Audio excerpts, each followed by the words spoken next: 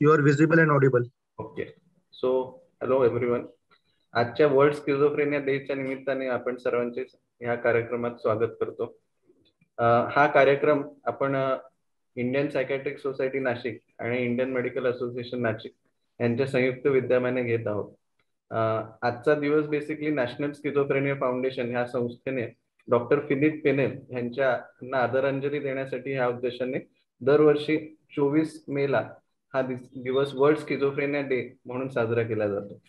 Doctor Philip panel हे एक French physician होते. त्यांनी एक मोहीम सुरू केली होती ज्यात मानसिक आजाराने ग्रस्त जे व्यक्ती होते त्यांना त्या काळात मेंटल असायलम आणि एकंदर सोसायटीपासून लांब ठेवलं जायचं. तर त्यांचं असं एक म्हणणं होतं की अशा व्यक्तींना आपण ट्रीटमेंट घेऊन योग्य सल्ला देऊन समाजात रिइंटिग्रेट करणं फार आवश्यक आहे. आजही आपण बघितलं तर मानसिक आजाराकडे बघण्याचा आपला दृष्टिकोन अजूनही थोडाफार नकारात्मकच आहे. आपण आजही आपण जेवढ्या आपल्या शारीरिक स्वास्थ्याकडे लक्ष देतो तेवढं आपण आपल्या मानसिक स्वास्थ्याकडे लक्ष देतो का? नाही. आज सुद्धा स्किझोफ्रेनिया सारख्या एका मोठ्या मानसिक आजाराकडे भूतबाधा, जादूटोणा ह्या नजरेनेच बघितलं जातं. ह्याबद्दल जनजागृती करण्याच्या उद्देशानेच आपण दरवर्षी हा दिवस साजरा करतो.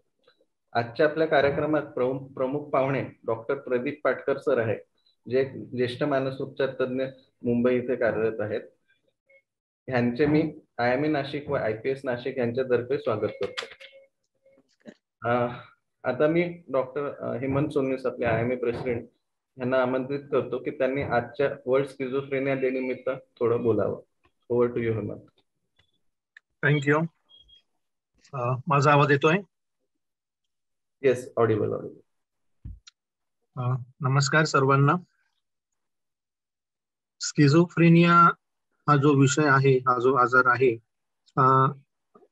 नाव सर्वांना माहिती असतं, बऱ्याच जणांना ऐकून माहिती असतं, काही जणांच्या घरात परिचयात तो आजार असलेले काही व्यक्ती देखील असतात. फक्त आता हा जो जागतिक स्किझोफ्रेनिया दिवस आहे उद्या आणि हा जो सप्ताह आहे याबद्दल जनजागृती करण्यासाठी त्याची आवश्यकता ही आहे की आजाराबद्दल जरी माहिती असते तरी समज आणि गैरसमज खूप आहेत. मानसिक आजार काय असतात, स्किझोफ्रेनिया काय आहे, त्याचा शास्त्रीय आधार काय आहे हे मला वाटतं सर्वांना समजून सांगणं, सर्वांनी समजून घेणं गरजेचं आहे. हे डॉक्टरांसाठी पण गरजेचं आहे आणि सर्वसाधारण समाजासाठी पण गरजेचं आहे. त्या आजाराचा शास्त्रीय आधार जर आपल्याला समजला तर मग शास्त्रोक्त पद्धतीने त्याचे उपचार कसे करता येतील, त्याचा काय फायदा होईल उपचाराचा, आणि एकंदरीतच प्रत्येकाच्या आयुष्याचं जे उद्दिष्ट असतं की ऍक्टिव्ह लाईफ जगणे, स्वावलंबी लाईफ जगणे, आणि हे कसं शक्य होईल. तर मला वाटतं हे आपण आजच्या कार्यक्रमामध्ये बऱ्याचशा गोष्टी प्रश्न उत्तरांच्या स्वरूपात जेव्हा ऐकूया तेव्हा बऱ्याच गोष्टींचा उलगडा होईल आणि हे करता करता याबद्दल असलेल्या अनेक गैरसमजांचं देखील निराकरण आपल्या सर्वांना करता येईल. माझी सर्वांना ही विनंती राहील की आपला जो अटेंडन्स आहे त्यांनी हे ज्ञान स्वतःपुरतं सीमित न ठेवता नक्कीच आपल्या जवळच्या लोकांबरोबर शेअर करावं, आपल्या परिचयातल्या लोकांबरोबर चर्चा करावी, आपल्या परिचयातल्या ज्या व्यक्तींना ही लक्षणं असतील किंवा हा आजार आहे त्यांच्या बरोबरही तुम्ही हा विषय नक्कीच आजचा अभ्यास झाल्यावर चर्चा करण्याचा प्रयत्न करा. आम्ही आजच्या या सेशनचं रेकॉर्डिंग देखील करत आहोत आणि याचं रेकॉर्डिंग आम्ही लवकरच IIM नाशिकच्या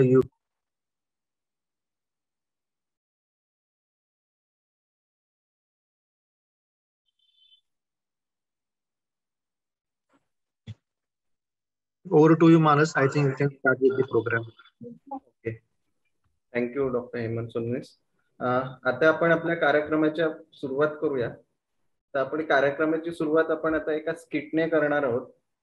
हे skit doctor Vasantrao Pawar medical college Adgaon येथील डिपार्टमेंट ऑफ सायकॅट्री मधील MD स्टुडंट जे PG रेसिडेंट्स असतात हे सादर करत आहेत.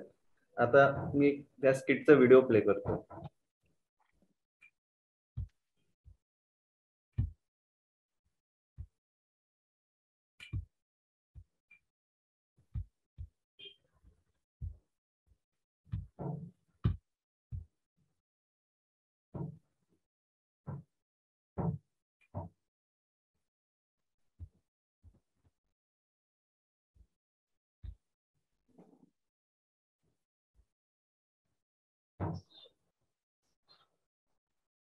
बाप रे, इतका अंधार.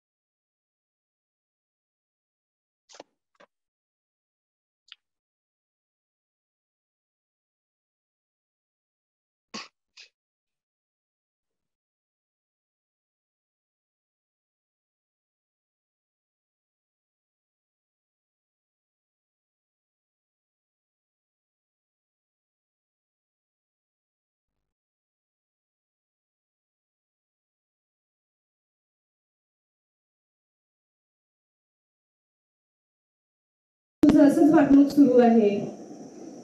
काय ते तुझ्या अजयचं ऐकते. तो अजय झाला तो बॉसचा चमचा आहे. ते सगळं माझ्याकडनं गोड बोलून काम करून घेतात आणि मग माझ्याचबद्दल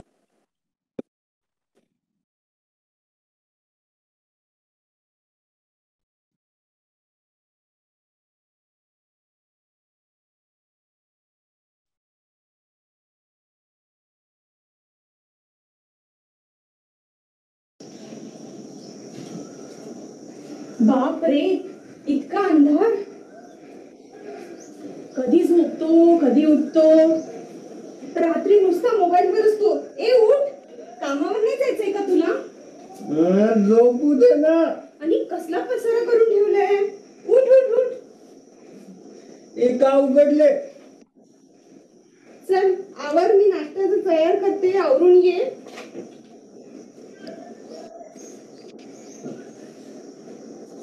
नाश्त्याच्या टेबलवर ये आवरून.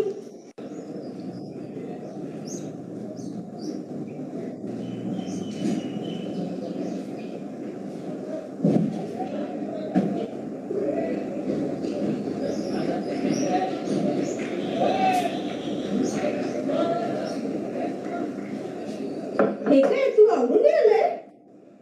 आणि कामावर नाही जायचंय का तुला? नाही जायचं. का? 2-3 दिवस झाले तू घरीच आहे. असं किती दिवस घरी बसून असणार? नेमका प्रॉब्लेम काय आहे तुझा? नाही जायचं. मला सांगितलं ना, मी जॉब सोडून दिला, रिझाईन केलं मी. अरे पण रिझाईनचं कारण काय आहे? गेल्या 5-6 महिन्यात हा तुझा दुसरा जॉब आहे जो तू सोडलाय. नेमकं कारण तर सांग. अगं तुला नाही माहिती काय तिथलं, ते ऑफिसमध्ये किती पॉलिटिक्स करतात. ते सगळं माझा वापर करून घेतात, जळतात ते मला. स्वतःचे कामं करून घेतील आणि ते आपापसातच माझ्याबद्दल काहीतरी बोलत असतात. अरे पण मागचा 5 महिन्या आधीचा जॉब पण तू याच कारणामुळे सोडलाय आणि नेहमी नेहमी हे कसं चालणार आहे? एकच एक कारण तुझं. जाऊ दे ग आई, तुला काय समजतं तिथलं पॉलिटिक्स? तुला कळतंय का तू काय बोलतोय म्हणून? परवा त्या अजयचा फोन आलेला मला आणि तो सांगत होता की तुला एखादं काम दिलं तरी तू पूर्ण करत नाहीस, एखाद्या प्रोजेक्ट मध्ये गोंधळ घालून ठेवतोस. वेळेवर काम करणं पण गरजेचं असतं ना. डेडलाईनच्या आधी काम करत नाहीस. मित्रांबरोबर त्यांच्याबरोबर तू बाहेरही जात नाही. तो कंप्लेंट करत होता तुझ्याबद्दल. आणि तो सांगत होता की हे गेल्या 3-4 महिन्यांपासून तुझं असंच वागणूक सुरू आहे. काय ते तुझ्या अजयचं ऐकते. तो अजय झाला तो बॉसचा चमचा आहे. ते सगळं माझ्याकडनं गोड बोलून काम करून घेतात आणि मग माझ्याचबद्दल थट्टा करत असतात मागच्या मागे. काय त्याचं ऐकू नको. अरे तो बोलत होता की तू खूप जास्त त्याच्यासोबत चिडचिड करतो आणि तुझी ही चिडचिड बघून मला पण तुझ्याशी चर्चा करायची होती, पण चर्चा करायची म्हटलं की तुझं आपलं चिडचिडच सुरू होते. कोणी कसं बोलणार आहे तुझ्यासोबत? काय रे आई, तू पण त्या अजयची गोष्ट ऐकून बसते. मला कोणी समजूनच घेत नाही. कुठे ते ऑफिसचे लोक पण पॉलिटिक्स करतात, तू पण असं बोलतेस, म्हणून मी हा जॉब सोडला. आता ऍटलिस्ट नवीन जॉब करीन, तिकडे तरी चांगले समजूतदार लोक असतील, ते समजून घेतील मला. अरे पण असं पण होऊ शकतं की हा सगळा तुझा गैरसमज आहे. ते लोक कारण तुझी काळजी करतात म्हणून तर त्यांनी मला फोन केलेला ना. इतकं कोण करतं कुणासाठी आजकाल? काय नाही, कोणाला माझं चांगलं बघवत नाही, तुला पण नाही, राहू दे. तू असं कसं बोलू शकतो? प्रत्येक गोष्टीचा तू वेगळाच अर्थ काढतो. एक बोललं की दुसराच अर्थ काढतो प्रत्येक वेळेस. कोणाला काय ऐकून घ्यायचं नाहीये माझं, नुसतं मला ओरडायचंय. तिकडे पण तेच, इकडे पण तेच, जाऊ दे. अरे निखिल, ऐक तर. निखिल, मला नाही सांगायचं तुला काही, जाऊ दे. राम, काय करू या मुलाचं काही सुचतच नाहीये. नुसतं प्रत्येक गोष्टीला चिडचिड, काही समजूनच घेत नाहीये. बोलणार तरी काय? इतके वर्ष याच्यासाठी मेहनत केली, सगळी पाण्यात टाकतोय. तर कोणाशी बोलू मी? पण हा इतका असा कसा झालेला? हा आपल्या जीवाचं काही बरं वाईट तर नाही करणार ना? नाही, मला कोणाशी बोलायला हवं. कोणाशी बोलू? कॉलनीतल्या मिसेस मेहरा, त्या काहीतरी सायकोलॉजिस्टच आहे. मी त्यांना फोन करायला पाहिजे. जरा बोलून बघते. हॅलो, हां मिसेस मेहरा, मी सविता बोलते, पापट. हां, मला जरा तुमच्याशी माझ्या मुलाबद्दल बोलायचं होतं. हो, जरा महत्त्वाचं आहे, थोडं पर्सनलच आहे. तुम्ही जर कधी वेळ भेटेल तर सांगा, मी येते मग तुमच्याकडे. हो, बिलकुल चालेल, उद्या दुपारी चालेल मला. ठीक आहे. हो.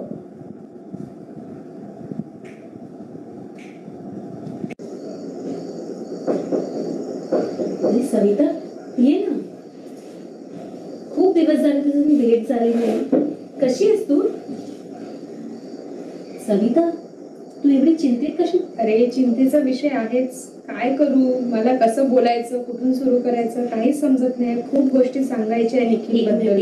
रिलॅक्स कर, तुला जसं जमेल तसं सांग, आरामाने हळूहळू सांग. अरे गेल्या 5 महिन्यापासून निखिलनी ही दुसरा जॉब सोडला आहे.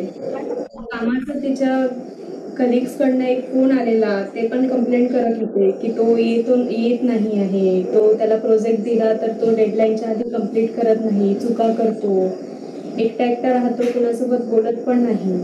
आणि या सगळ्या गोष्टींसाठी मी त्याच्यासोबत बोलायला गेली तर तो माझ्यावर पण संशय घेतोय. तो मला म्हणतोय की तुला माझं चांगलंच बघवत नाहीये. या सगळ्या गोष्टींमुळे मला खूप हेल्पलेस झालेलं आहे आता. मला असं वाटत होतं कुणाशी बोलू, काय बोलू. आणि त्यामुळे त्यांनी हा जॉब पण सोडून दिलेला आहे. 4 दिवस झाले तो घरीच बसून आहे, अंधार करून एका खोलीत बसून असतो. मला खूप काळजी वाटते त्याची. असं वाटतं त्यांनी जीवाचं बरं वाईट नको करायला काही. पण हे सगळ्या गोष्टी तू त्याच्यासोबत बोलली का? बोलली आहे अगं त्याच्यासोबत, पण मला कळत नाही आहे की मला पहिले वाटायचं की हा सगळा त्याच्या कामाचा ताणतणाव असेल, ऑफिसमधला तो हँडल नाही करू शकत आहे. पण आता असं वाटतंय की तो इतकं त्याचं जास्त वाढून गेला आहे वागणुकीत बदल की त्याने हा दुसरा जॉब परत सोडलेला आहे. आणि त्याच्याजवळ जरा पण काही बोलायला गेलं ना की तो खूप जास्त चिडचिड करतोय परत. आणि त्याला असं संशय घेतोय तो वेगवेगळ्या लोकांवर की त्याच्या ऑफिसमधले त्याच्या विरोधात बोलतायत. त्याच्या शेजारच्या लोकांसोबत तो भांडण करतोय, एकटा राहतो. आणि शेजारचे ते माधव काका आहे, त्यांना त्या दिवशी जाऊन तो सरळ बोललेला, काका तुम्ही माझ्याबद्दल काहीतरी विचित्र बोलत आहे. आणि त्यांच्याकडे भांडण करून ते माधव काकांची कंप्लेंट घेऊन आले ते माझ्याकडे. तर या सगळ्या गोष्टी खूप विचित्र आहे. आणि त्याला असं वाटतं की त्याच्या ऑफिसमधले लोक त्याच्या विरोधात काहीतरी प्लॅनिंग करत आहे, पण ते तसे नाहीये. मग मी त्यांना ओळखते. परवा त्या मित्राचा फोन आला कारण तो त्याच्याबद्दल काळजी करत होता. तर या सगळ्या गोष्टींची मला खूप भीती वाटते. तर असं माझा तसा विश्वास नाहीये म्हणून तर मी तुझ्याकडे आली. पण असं होऊ शकतं का? सगळे लोक म्हणतात की अचानक त्याचा एवढा त्याच्या वागणुकीत बदल आहे की त्याला कोणी काही बाहेरचं तर नसेल केलेलं. मला थोडी भीती वाटत आहे त्याची. मी असे भरपूर पेशंट पाहिलेले आहेत. अशा लोकांमध्ये चिडचिड करणे, विनाकारणाने शिव्यागाळ करणे, विचित्र राहणे, विचित्र वागणे, भास होणे, हे सगळे लक्षणे दिसून येतात. याचा बाहेरचा काहीही संबंध नाहीये. अरे हो, पण कसं आहे ना की तो खूप हुशार होता अगं. शाळेपासनं तर जॉब लागला त्याला. तो खूप जास्त हुशार होता. अचानक असं सगळं झालं त्याच्यासोबत तर मला जरा विचित्र वाटत आहे. अगं, हे गरजेचं नाही की आजार हुशार लोकांमध्ये होऊ शकत नाही. आपल्या मेंदूमध्ये वेगवेगळे रसायन असतात ज्याच्याने आपली वागणूक कंट्रोल होते. जर हे रसायन कमी जास्त झालं आपल्या वागणुकीमध्ये बदल होऊ जातो आणि प्रत्येक व्यक्तीमध्ये हे आजार वेगळ्या वेगळ्या लक्षणाने उभरतो. ठीक आहे, तर मला असं वाटतं की तुला त्याला घेऊन सायकॅट्रिस्ट कडे जायलाच लागेल. सायकॅट्रिस्ट?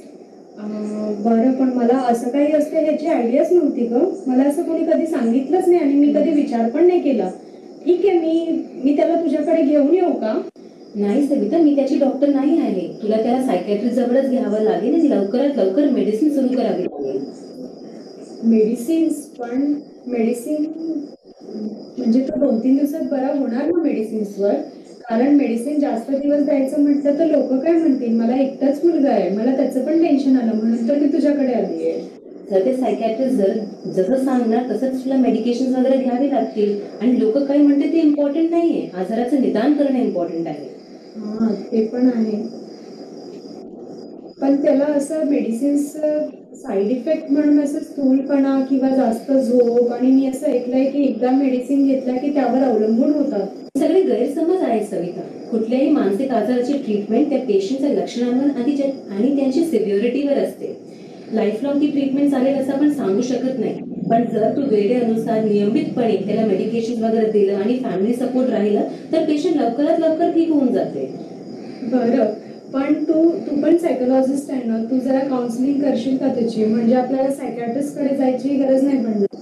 अगं, तू आजारी आहे, त्याला काउन्सिलिंग सोबत ट्रीटमेंटची गरज आहे, जे फक्त एक सायकॅट्रिस्ट कडूनच भेटणार तुला. तू लवकरात लवकर त्याला घेऊन जा. माझा ओळखीचा आहे एक सायकॅट्रिस्ट. तुला पाहिजे तर मी अपॉइंटमेंट घेऊन देते. बाकी तर मी आहेच तुझ्या मदतीला. Thank you so much.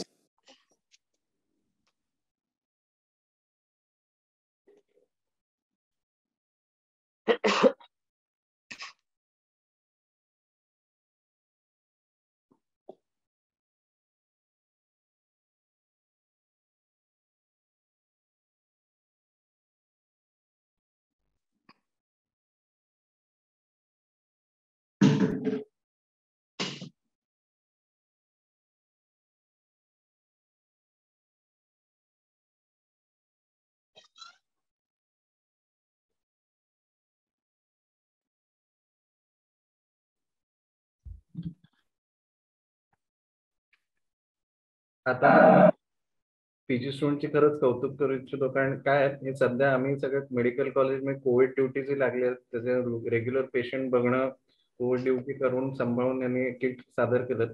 चांगलंच त्यांनी केलं. तर आता ह्या किट नंतर आपण आपल्या सगळ्यांच्या मनात स्किझोफ्रेनिया ह्या आजाराबद्दल प्रश्न निर्माण झाले असतील, जे आपण आता नक्कीच पाटकर सरांकडनं समजून घेऊ. तर सुरुवातीला मी थोडं पाटकर सरांचं इंट्रोडक्शन करून देतो. डॉक्टर प्रदीप पाटकर सर हे एक ज्येष्ठ मानसोपचार तज्ज्ञ आहेत, जे मागच्या 38 वर्षांपासून पनवेल मुंबई येथे कार्यरत आहेत. त्यांचा स्पेशल इंटरेस्ट चाइल्ड सायकॅट्रीमध्ये असून इफेक्टिव्ह पेरेंटिंग यावर त्यांनी बऱ्याच कार्यशाळा घेतल्या आहेत. अंधश्रद्धा निर्मूलन व रॅशनल थिंकिंग याबाबत त्यांचे अनेक लेख व व्याख्याने दिली आहेत त्यांनी. ते महाराष्ट्र अंधश्रद्धा निर्मूलन समितीचे अध्यक्ष असून ते या क्षेत्रात प्रत्यक्ष समाजकार्य करतात. मानस मित्र ह्या आरोग्य प्रकल्पाच्या संकल्पनेचे ते जनक आहेत. तर एक उत्कृष्ट लेखक असून चिंता, स्वरूप व उपाय ह्या पुस्तकासाठी त्यांना 2 राज्यस्तरीय पुरस्कारही मिळालेले आहेत. सरांनी अनेक वृत्तपत्रात, मासिकांमध्ये मानसिक आजाराच्या जनजागृतीबद्दल लेख लिहिलेले आहेत. मी आता सरांना रिक्वेस्ट करतो की त्यांनी आपल्याला या आजच्या विषयावर मार्गदर्शन करावे. Over to you sir. नमस्कार. सर्वात पहिल्यांदा मी नाशिक IMAचं आणि त्यात असलेल्या माझ्या सगळ्या डॉक्टर्स मित्रांचं आणि इथे जमलेल्या सर्व ऑनलाईन आभासी जगात आपण जे सगळे जमलेलो आहोत त्या सगळ्यांना एक खात्री देऊ इच्छितो की तुमचा जो अमूल्य वेळ तुम्ही इथे खर्च करताय त्याचा चांगला उपयोग तुम्हाला आणि तुमच्यापेक्षा जास्त तुमच्या पेशंट्सना होईल असा प्रयत्न आमचा या कार्यक्रमाद्वारे राहील. उद्या जागतिक सिझोफ्रेनिया दिवस आहे आणि आजपासून वर्ल्ड सायकियाट्रिक अवेअरनेस आणि सिझोफ्रेनिया बद्दलचा अवेअरनेस याबद्दलचा एक आठवडा आता 23 ते 29 मे हा राहील. त्या निमित्ताने सुद्धा तुमच्याशी संवाद साधायची संधी मला दिली गेली याबद्दल मी आयोजकांचं आणि तुम्ही सर्व उपस्थित आहात इथे चक्क रविवार सकाळ असून त्याबद्दल मी तुमचे आभार मानतो. मला कल्पना आहे की इथे डॉक्टर्सच आहेत असं नाहीये, तर त्याशिवाय इतर नागरिकही आणि नॉन मेडिको सुद्धा उपस्थित आहेत आणि त्या दृष्टीने मी असा प्रयत्न करीन की संभाषणात त्या मेडिको आणि नॉन मेडिको दोन्हीच्या दृष्टीने काय उपयुक्त ठरेल ते मांडण्याचा मी प्रयत्न करीन. आत्ताच्या स्किट बद्दलही मी अभिनंदन करतो आणि त्यांनी बऱ्याचशा गोष्टी चांगल्या एक्सप्लेन केल्यात असं मला आढळलं आणि त्याबद्दल मी त्यांचं अभिनंदन करतोय. सुरुवातीलाच मला सांगताना काफकाची स्टोरी आठवते. काफकाची स्टोरी मी साधारण 18-19व्या वर्षी वाचली असेल आणि मेटामॉर्फोसिस म्हणून ती स्टोरी आहे आणि त्या स्टोरीमध्ये एक सेल्समन असतो. तो खूप मेहनत करणार असतो. ट्रॅव्हल सेल्समन आहे, सारखा फिरत असतो, कुटुंबासाठी बरेच कष्ट करत असतो, इकडून तिकडे सतत त्याला जाणं करावं लागत असतं आणि त्याच्या घरी असलेले आई, बहीण, भाऊ, मुलगा, आपला दुसरा भाऊ हे सगळे त्याच्यासाठी मेहनत करत असतातच. वडील नेहमीप्रमाणे नॉन शायलेंट म्हणजे काही प्रमाणात उपयुक्त, काही प्रमाणात विशेष, काही संपर्क नाही असे असतात आणि तरीही ते सगळे मात्र त्याचं महत्व जाणून असतात, त्याला बऱ्यापैकी मान आदर देत असतात. एक दिवशी असं होतं की तो सकाळी उठतो आणि त्याच्या लक्षात येतं की आपलं संपूर्ण रूपांतर माणसातून एका विद्रूप अगली कीटकात झालेला आहे.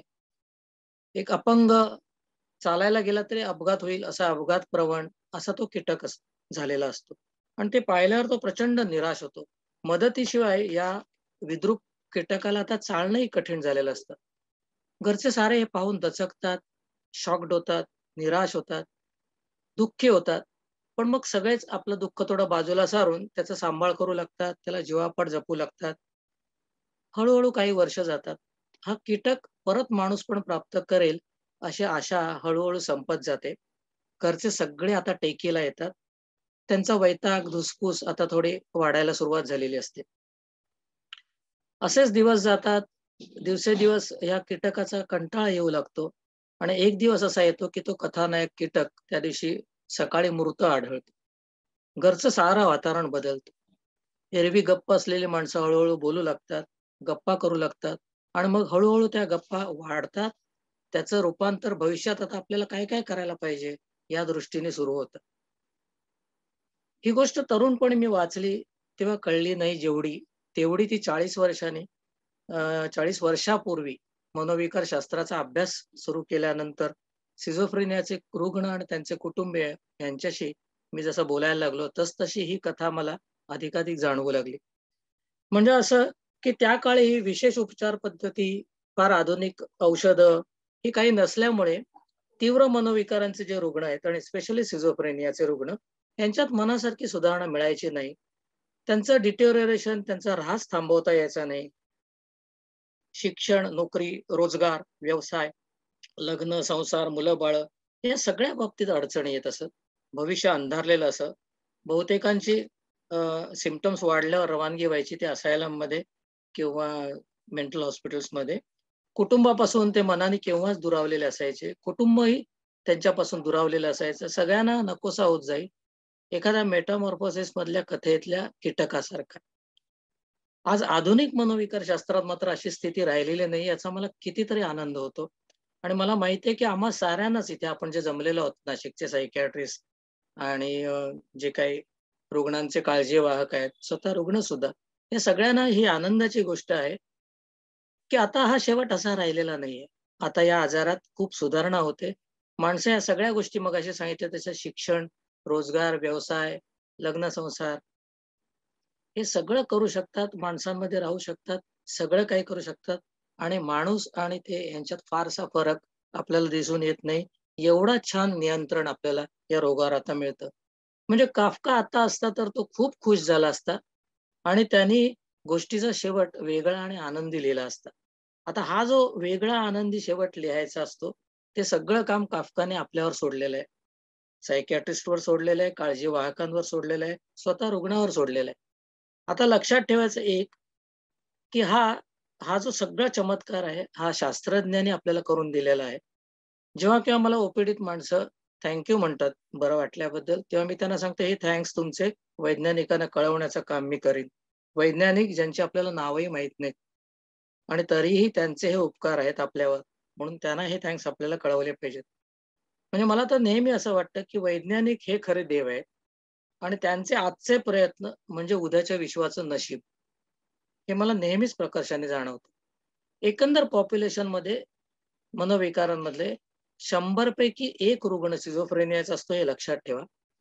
आणि या मनोविकारग्रस्तांना कोणकोणत्या त्रासांना सामोरं जावं लागतं हे आपण थोडं लक्षात घेऊ. म्हणजे त्यांचे मूलभूत मानवी हक्क, त्यांची समाजात असायला हवी ती समानता आणि त्यांना हवं असलेलं स्वातंत्र्य या सगळ्यांवर आघात होत जातात. नागरी, राजकीय, आर्थिक आणि सामाजिक हक्क जे असतात त्यांचा संकोच होत जातो. त्यांना अनेकांना शारीरिक, लैंगिक, मानसिक त्रास आणि छळाला सामोरं जावं लागतं. नागरी सुविधा आणि सन्मानाने सर्वांसोबत जगण्याची संधी, इतरांप्रमाणे रोजगार, इतरांप्रमाणे आरोग्य विमा ज्याची आता सोय होत चाललेली आहे आणि एकंदरीतच निवास, त्यांनी सोसायटीत राहावं, त्याने सगळ्या माणसांमध्ये राहावं याबद्दलचे एक भेदाभेद, हे सगळं त्यांचं भेद आणि दुर्लक्ष त्यांच्या वाट्याला येतं. बऱ्याचदा अशास्त्रीय उपचारांची त्यांच्यावर सक्ती केली जाते आणि त्यांना कुठल्याही बाबतीत काही परिस्थितीत निर्णय स्वातंत्र्यच नाकारलं जातं. या रोगास अशास्त्रीय कारण जोडली गेलेत आणि त्यामुळे सुद्धा हे खूप प्रॉब्लेम झालेत. म्हणजे उदाहरणार्थ वाईट नशीब म्हणून हे होतं. हा नशीब हा प्रकार कुठे आहे मला माहित नाही. मग मी नेहमीच असं सांगत असतो की आजचे प्रयत्न म्हणजेच उद्याचं नशीब. या पलीकडे नशिबाला दुसरा काही अर्थ नाही. पण अशास्त्रीय कारण सिझोफ्रेनियाला जोडली जातात. वाईट नशीब, दैवी कोप, पूर्वजन्मात केलेले पाप, हा पूर्वजन्माचा अजून पत्ता लागलेला नाही सायन्सला. आणि निकृष्ट संस्कार म्हणजे त्याला वाढवताना चुका झालेल्या असणार असं म्हणून पेरेंट्सना दोष द्यायचा, इत्यादी इत्यादी. त्यामुळे ह्या सगळ्या गोष्टींमुळे हा आजार कलंक समजला जातो. मग त्याच्याबद्दल पूर्वग्रह तयार होतात, त्याच्याबद्दल भीती वाटू लागते, त्याच्याबद्दल लाज वाटू लागते, एक प्रकारचा तिरस्कार तयार होतो. त्याला टाळाटाळ म्हणजे त्याला टाळावं अशी टाळाटाळ त्याच्या वाट्याला येते. आणि खरं सांगू का, आजारापेक्षा जास्त नुकसान हा कलंक करतो. सायकियाट्री आणि मनोविकार तज्ञ या दोघांबद्दल सुद्धा बरेचसे ग्रह आहेत, चुकीचे ग्रह आहेत. म्हणजे मला बरेच जण विचारतात 40 वर्ष झाली इतके दिवस या फील्डमध्ये आहात, म्हणजे काहीतरी गुण नाही तर वाण लागला असेलच ना, काहीतरी परिणाम झालेला असेलच, असं जवळची मंडळी सुद्धा कधीतरी विचारून बघतात. मनोविकार हा मेडिकल आजारच नाही, हे उगीच काहीतरी आपलं ते मनावरच्या ताणामुळे झालेली गोष्ट आहे आणि तो मेडिकल या दृष्टीने आजार म्हणावा असा आजार नाही, असं समजण्याचं प्रमाण वैद्यकीय व्यावसायिकांमध्ये जवळजवळ 30% आहे, असं एक संशोधन सांगतं. सिझोफ्रेनियाबद्दल ज्या गूढ, रूढ आणि मूढ अशा कथा प्रचलित आहेत, त्याच्यावर आता विज्ञानाची प्रयोगसिद्ध उत्तर आलेली आहे आणि ती मांडण्याशिवाय आणि ती जनतेने स्वीकारण्याशिवाय चांगला दुसरा पर्याय नाही. म्हणून हे सगळं आपण स्वीकारलं पाहिजे. सर्वात पहिलं सत्य म्हणजे सिझोफ्रेनिया आणि बहुतेक सारे मनोविकार हे शरीर आणि मेंदूचे आजार आहेत आणि त्यांचं प्रकटीकरण मात्र मानसिक लक्षणांद्वारे होत असतं. सर्वांनी म्हणजे अगदी येथील सर्वांनी आता उपस्थित असलेल्यांनी लक्षात घ्यायला हवं हे, असं माझी कळकळीची विनंती आहे. आज जेनेटिक्स आपल्याला ते सांगतं, न्यूरोकेमिस्ट्री आपल्याला हे सांगते, मेंदूचे MRI, पेट स्कॅन, स्पेक्ट स्कॅन, न्यूरोफिजिओलॉजी ही सारे आपल्याला ग्वाही देत आहेत की मनोविकार आणि एस्पेशली सिझोफ्रेनिया ही केवळ कल्पनाधारित गोष्ट नाहीये किंवा कल्पनाधारित गोष्टींची गोष्ट नाहीये, उलट शारीरिक रोगा इतकंच मेडिकल सत्यता या रोगामध्ये आहे. आणि याबाबत एक डॉक्टर्ससाठी म्हणून इथे जमलेल्या आम्ही एक नटशेल मध्ये काही फाइंडिंग्स मांडतो आणि तेवढी चालू असताना ते थोडंसं क्लिष्ट असल्यामुळे इतरांनी 3-4 मिनिटं पॉवर नॅप घ्यायला माझी काहीच हरकत नाही. न्यूरोसायकॅट्री ऑफ सिझोफ्रेनिया ह्याच्या इट्स बेसिकली सिझोफ्रेनिया हे कॉन्स्टेलेशन ऑफ सिम्पटम्स आहे. हा सिंड्रोम आहे आणि त्यामुळे त्याच्यात पॉझिटिव्ह सिम्पटम्स असतात. पॉझिटिव्ह चांगल्या अर्थाने नव्हे तर पॉझिटिव्ह म्हणजे एक्सायटेटरी symptoms.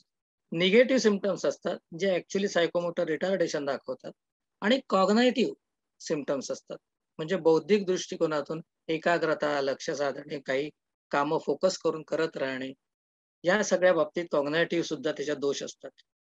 It is heterogeneous in other respect. म्हणजे काय तर एज ऑफ ऑनसेट ते साधारणतः 10 ते 35 मध्ये आपल्याला दिसून येतं.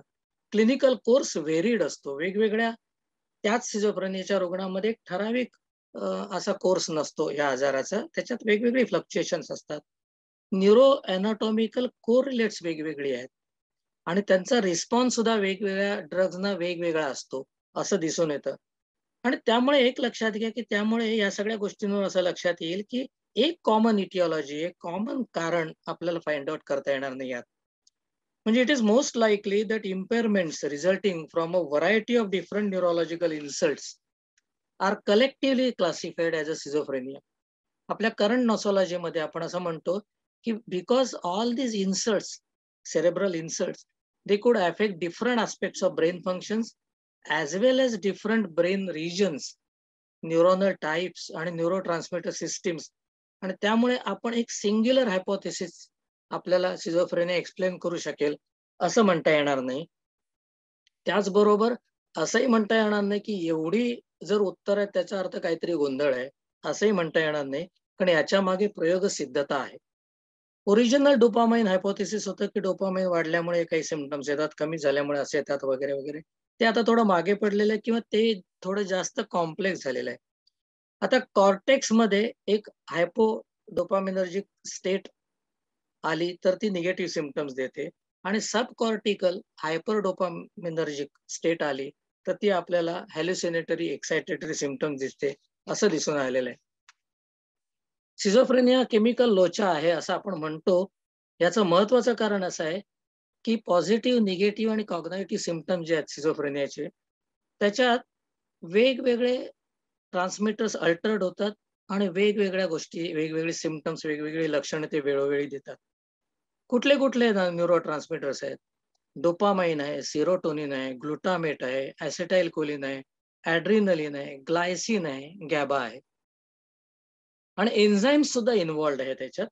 ते कुठले कुठले आहेत तर ॲसिटाइल कोलिनेस्टरेज आहे, कॅटाकोलो मिथाइल ट्रान्सफरेज म्हणजे COMT आहे, मोनोअमाइन ऑक्सिडेज आहे, फॉस्फोलिस्टरेजेस आहेत, MMPs आहेत, सायक्लिक GMPs आहेत.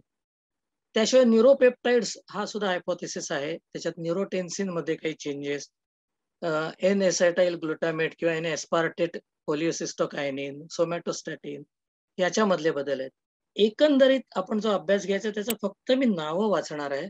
लक्षात घ्यायला की केवढ्या मोठ्या प्रमाणात सायंटिस्ट या सगळ्या गोष्टींचा तपास करतायत आणि आपल्याला उत्तर देत आहेत.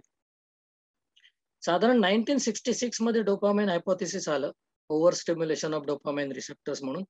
आणि त्यानंतर serotonergic hypothesis, glutamate hypothesis, NMDA hypothesis, gabaergic सिस्टीम्सचे इन्व्हॉल्वमेंट, ॲड्रिनर्जिक हायपोथेसिस, त्याच्यानंतर cholinergic hypothesis, enzymatic hypothesis, MMPs, oxidative स्ट्रेसमुळे, न्यूरो इन्फ्लेमेशनमुळे व्हाईट मॅटर पॅथॉलॉजी होते ती, mitochondrial dysfunctions, phospholipid hypothesis, neuropeptide hypothesis, cholecystokinin CCK hypothesis आणि neurotensin hypothesis. With such a vast study, scientists gave us effective anti-schizophrenic drugs. म्हणजे if at all there is a miracle, this is the miracle. हे आपण लक्षात घेऊया आणि पुढे जाऊया.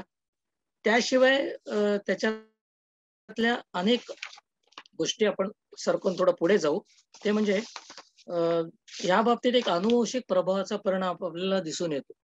म्हणजे अनेक गोष्टींमध्ये, राजकीय गोष्टींमध्ये आपल्याला घराणेशाही दिसते, पण त्याचबरोबर आपल्याला हे दिसून येतं की सिझोफ्रेनियामध्ये सुद्धा बऱ्याचदा घराणेशाही किंवा अनुवंशिक प्रभावाची लक्षणं दिसून येतात असं दिसतं. आणि अनुवंशिक प्रभाव आहे याचा अर्थच आपल्याला मुळात काय मिळाला अर्थ तो असा की त्याचा अर्थ मला या माणसाच्या बाबतीत थोडी जास्त अगोदर इशारा मिळालेला आहे. मी नीट लक्ष ठेवलं पाहिजे आणि काही सिम्पटम जर सुरू झाले तर ताबडतोब ती ट्रीटमेंट केली पाहिजे. तसं डायबिटीस मध्ये लोक मला असं म्हणतात, फॅमिली डायबिटीस आहे आमच्यात, फॅमिलीमध्येच आहे त्यामुळे आता काय करणार, होणारच आहे त्यामुळे खाऊन घेतो असं म्हणून गोड खातात. जेनेटिक्सचा हा परिणाम नाहीये की तुम्हाला ते टाळता येणार नाही. तुम्हाला ते माहिती आहे याचा अर्थ आधीपासून तुम्हाला सूचना मिळालेली आहे आणि त्यामुळे तुम्ही अधिक काळजी घेऊ शकाल असं मला वाटतं. अनुवंशिक प्रभावाचे परिणाम सुद्धा आपण पाहिले, हायपोथेसिस हे पाहिलं तर असं लक्षात येतं की सिझोफ्रेनिया मुळात एक मानसिक आजार नसून एक क्लिष्ट न्यूरोसायकॅट्रिक आजार आहे आणि यातील क्लिष्टता आपण संशोधकांकडे सोपूया आणि थोडं पुढे जाऊ. ते पॉवर नॅप्सवाल्यांनी आता जागवायला हरकत नाही. मी आता वर्तमान काळातील एका महत्वाच्या फाइंडिंगकडे आपलं लक्ष वेधू इच्छितो. डॉक्टर डोनाल्ड गॉफ्ट यांनी न्यूयॉर्क शहरातील अभ्यासात असं आढळून आलंय की सिझोच्या रुग्णांना कोरोना हा प्राणघातक ठरण्याची शक्यता इतर नॉर्मल माणसांपेक्षा तिप्पट आहे. आणि आपण असं धरतो की वृद्धत्वाला या बाबतीत जास्त प्राणघातक कोरोना ठरू शकेल असं आपण म्हणतो. पण दुसऱ्या बाजूला वृद्धता खालोखाल दुसऱ्या क्रमांकावर सिझोफ्रेनिया आहे. म्हणजे हार्ट, डायबिटीस आणि फुफ्फुस विकार, लंग डिसीजेस यांच्या सुद्धा आधी सिझोफ्रेनियाचा रुग्णाचा नंबर लागतो. त्यामुळे ही एक विशेष प्रमुख नोंद म्हणून आज आपण घेतली पाहिजे आणि तो सावधानतेचा इशारा म्हणून पण घेतला पाहिजे. या सर्व मंडळींना लवकर लस मिळाली पाहिजे अशी या ठिकाणी मी इच्छा व्यक्त करतोय. सिझोच्या रुग्णाला कोविड संसर्ग होण्याची शक्यता अधिक असते कारण रोग नियंत्रण ढिलं पडतं. लक्षणांचा उद्भव म्हणजे त्याच्या सिझोफ्रेनिक लक्षणांचा उद्भव, रिलॅप्स ज्याला आपण म्हणतो, तो पण होण्याची शक्यता जास्त आहे. त्यामुळे स्ट्रेस, विलगीकरण, त्याला आपण सेपरेट ठेवल्यानंतर क्वारंटाईन, तिथे वापरलेली स्टेरॉइड्स आणि रोगप्रतिकारक शक्तीतील बदल, हे सगळे घटक त्याला सिझोफ्रेनियाची लक्षणं पुन्हा उद्भवायला किंवा असलेली तीव्र व्हायला तर कारणीभूत ठरतातच. त्यामुळे मला असं वाटतं की सिझोफ्रेनिकला एक टॉप प्रायोरिटी दिली पाहिजे वॅक्सिनेशन मध्ये, because of increase risk of contact, increase risk of relapse and increase risk of death. आजच्या दिवसाची IMA ला आणि इतर सायकॅट्रिक ऑर्गनायझेशन्स आहेत, मेडिकल ऑर्गनायझेशन्स आहेत, यांना मी विनंती करेन की सरकारकडे एक प्राईम रिक्वेस्ट आपली असायला हवी. एकंदर मनोविकारांबद्दल आता मी थोडंसं काही बोलीन जे आवश्यक आहे आणि आपण रोज डे टू डे OPD मध्ये जी ट्रीटमेंट करतो त्याच्यात ह्याचा उपयोग होऊ शकेल आणि तो सगळ्यांना होईल. म्हणजे सिझोफ्रेनिया ट्रीट करत नसले तरी फॅमिली डॉक्टर्सना जागोजागी त्याला काही ना काहीतरी सल्ले द्यावे लागतात, काही ना काही औषधं द्यावी लागतात, इतर फिजिशियन्सना पण त्यात रोल घ्यावा लागतो आणि त्यामुळे सगळ्यांच्या दृष्टीने मी हे काही मांडतोय. आता ही गोष्टी आहेत, ह्या रोजच्या OPDत मला आढळणारी काही निरीक्षणं मी मांडतोय. त्याचा कसा उपयोग करून घ्यायचा हे तुम्ही ठरवून घ्यायचं. उदाहरणार्थ मनोविकार तज्ञांच्या कन्सल्टिंग रूम मध्ये सध्या वाढत चाललेली गर्दी, त्याची विविध कारणं सांगितली जातात. गेली काही वर्ष आमच्या OPD तशा भरून वाहू लागल्यात वगैरे वगैरे असं म्हटलं जातं. मनोविकारांविषयी अधिक सजगता आहे त्यातलं एक मुख्य कारण असेल. माहिती वाढली तशी जागृती वाढली, जीवनाच्या विविध अंगांना हा आजार स्पर्श करू शकतो. मग असे म्हटलं तसं रोजगारापासून संसारापर्यंत अडचणी, शिक्षणापासून ते नोकरी व्यवसायापर्यंत अडचणी होतात आणि त्यामुळे हे स्वरूप लक्षात जसजसं येऊ लागलं तसा हा त्रास आपल्याला, आपल्या मुलाबाळांना, आपल्या नातेवाईकांना होत नाहीये ना अशी चिंता आणि भीती वाटू लागली आणि त्यामुळे सुद्धा सल्ले घेतले जाऊ लागले आणि त्यातून सुद्धा माणसं आमच्याकडे येऊ लागलेली आहेत. उपचाराने बऱ्याच रुग्णांना सुधारणा दिसू लागलेली आणि त्यामुळे सुद्धा लोक या शास्त्राला अधिकाधिक महत्व देऊ लागले, स्वीकारू लागले. 40 वर्ष या क्षेत्रात मी आहे आणि त्यामुळे मला यामुळे अतिशय समाधान वाटते. कारण गेल्या 20 वर्षात तर मी मानसोपचारात संशोधनामुळे होणारे एक जी वेगवान प्रगती दिसते त्याच्यामुळे आता बरं वाटणं, बरं राहणं, बरं होणं आणि आयुष्य चांगलं व्यतीत करणं हे आता कमी त्रासाचं झालंय. मात्र आजही गोंधळ कुठे होतोय तर अतिशय दृढ असलेले गैरसमज आणि अनाकलनीय दुर्लक्ष यामुळे मनोरुग्णांचं कितीतरी नुकसान होत आहे असं मला खेदानं सांगावं असं वाटतं आणि हे नुकसान आणि हे अडथळे सहज टाळता येण्यासारखे आहेत. माझ्या OPDत साधारण जर 10 पेशंट्स आपण धरले येत आहेत तर त्यातले 2 केसेस नवीन असतात, 3 रेग्युलर उपचार करणारे असतात, पण 5 मंडळी मात्र गोंधळ करतात. ती उरलेली 5 म्हणजे 50% जवळजवळ हे औषधोपचार चुकवतात, उपचार मध्येच सोडून देतात, स्वतःच औषधांचं प्रमाण चुकीचं घेऊ लागतात, पुन्हा पुन्हा रोगलक्षण उद्भवल्यामुळे सुद्धा कंटाळलेली असतात आणि त्यामुळे उपचारांची नियमितता आणि शिस्त न पाळली तर किती नुकसान होऊ शकतं हे मी रोज ओपीडीत पाहत असतो. उपचारांचा खर्च न झेपल्यामुळे अनेक कारणांनी उपचार खंडित झाल्यामुळे न येणाऱ्या केसेस म्हणजे ज्या माझ्यापर्यंत पोहोचतच नाहीत अशा केसेस तर अगणित असतात. याच्यात प्रोड्रोमल स्टेज म्हणजे अर्ली अलार्मिंग सिग्नल्स हे आपण लक्षात घेतले पाहिजे. सुरुवातीची विचार, भावना आणि वर्तन ह्या विभावावस्था जी आहे त्याच्यात खटकणारी वेगळी विचित्र लक्षणं आपण लक्षात घ्यायला पाहिजेत आणि त्यावरून आपण लवकरात लवकर या निरीक्षणाकडे दुर्लक्ष न करता रोग्याबद्दल लक्ष ठेवून उपचारांकडे आपल्याला त्याला नेता येईल ही काळजी घेता येईल. जेवढं लवकर आणाल तेवढं ते अधिक चांगलं होईल रोगमुक्ततेच्या दृष्टीने असं मला वाटतं. म्हणजे काय काय तर त्या त्या मुलाला, त्या माणसाला, त्या व्यक्तीला एकांत प्रिय होऊ लागला. तो टाळू लागला समाजात मिसळणं, इव्हन नातेवाईकांमध्ये मिसळणं. लग्न समारंभ वगैरे काही समारंभ असतील तर ते टाळणं हे सुरू झालं. कुटुंबात स्वतःच हिस्ट्री असेल सिझोफ्रेनियाचा रुग्ण असल्याची तरी सुद्धा ते एक अलार्मिंग साईन आहे. साध्या कारणांवरून धुसफूस मगाशी आपण स्किट मध्ये पाहत होतो तसं आणि साध्या संभाषणातून विचित्र अर्थ काढण्याची एक वृत्ती सुरू होते आणि ती आपल्याला लक्षात येऊ लागते. त्यांच्या एकाग्रतेत अडचणी दिसतात त्यामुळे अभ्यासात पुढे प्रगती कमी व्हायला लागते. तापटपणा हे एक साईन असते. कुठल्याही गोष्टीवरून त्याचा रिस्पॉन्स थोडा उग्र असतो आणि संशयी स्वभाव म्हणजे वेगवेगळ्या प्रकारचे संशय तो व्यक्त करायला सुरुवात झाली. स्वतःशी कधी कधी तो पुटपुटते, एकटाच बसून हातवारे करतोय, अभ्यासात मागे पडतोय, नोकऱ्या व्यवसाय बदलत राहतोय, व्यसनाकडे कल सुरू झालाय. हे तर पुढचे स्पीड ब्रेकर्स आहेत. हे अडथळे सुद्धा आपल्याला सावधानतेचे इशारे देतात. नातेवाईकांकडून रोगाचा लवकर स्वीकार इष्ट आणि उपचारात दिरंगाई अनिष्ट हे लक्षात ठेवा. त्याशिवाय त्याच्यावर उपाय म्हणून रुग्ण काय काय गोष्टी वापरत असतात. म्हणजे बऱ्याचदा हे हा होणारा त्रास, ते हॅल्युसिनेशन्स, ते विचार कमी करण्यासाठी ते वापरतात. कधी कधी ते एकांत प्रिय होतात म्हणजे सगळ्यांबरोबर काही कॉन्टॅक्टच नको आणि त्यामुळे त्रास नको. तिथे परिस्थिती बदलतात म्हणजे आधीच आपल्याकडे जायचं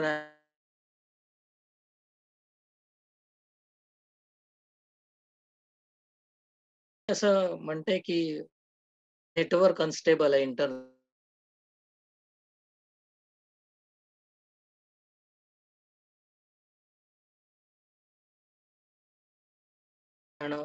वेगवेगळी नातेसंबंध टाळणं, लग्न असं काही जण वापरतात.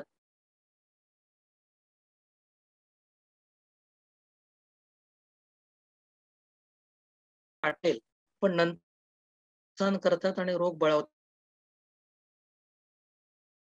संवाद तोडू तर नका, वाद घालू नका, उसंवाद राग सतत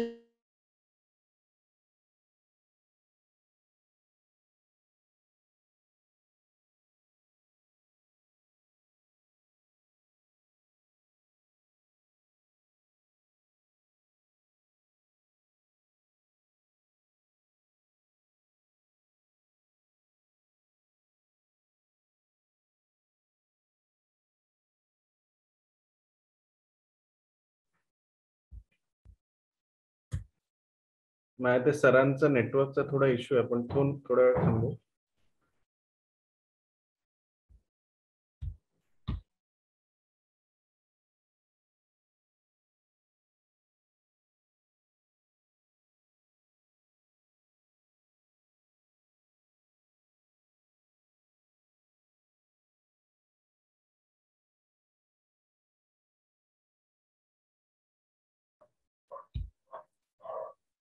पाटकर सर, तुमचा आवाज येत नाही, तुम्ही म्यूट आहात, अनम्यूट करा.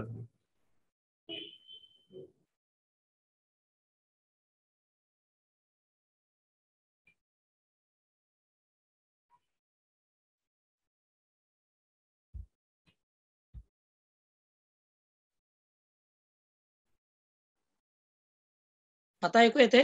Yes sir. Okay, thank you. आणि सॉरी, काय नेमकं झालं मला माहिती नाही. Network sir, please. नेटवर्कची गडबड असेल. ओके. हॅलो.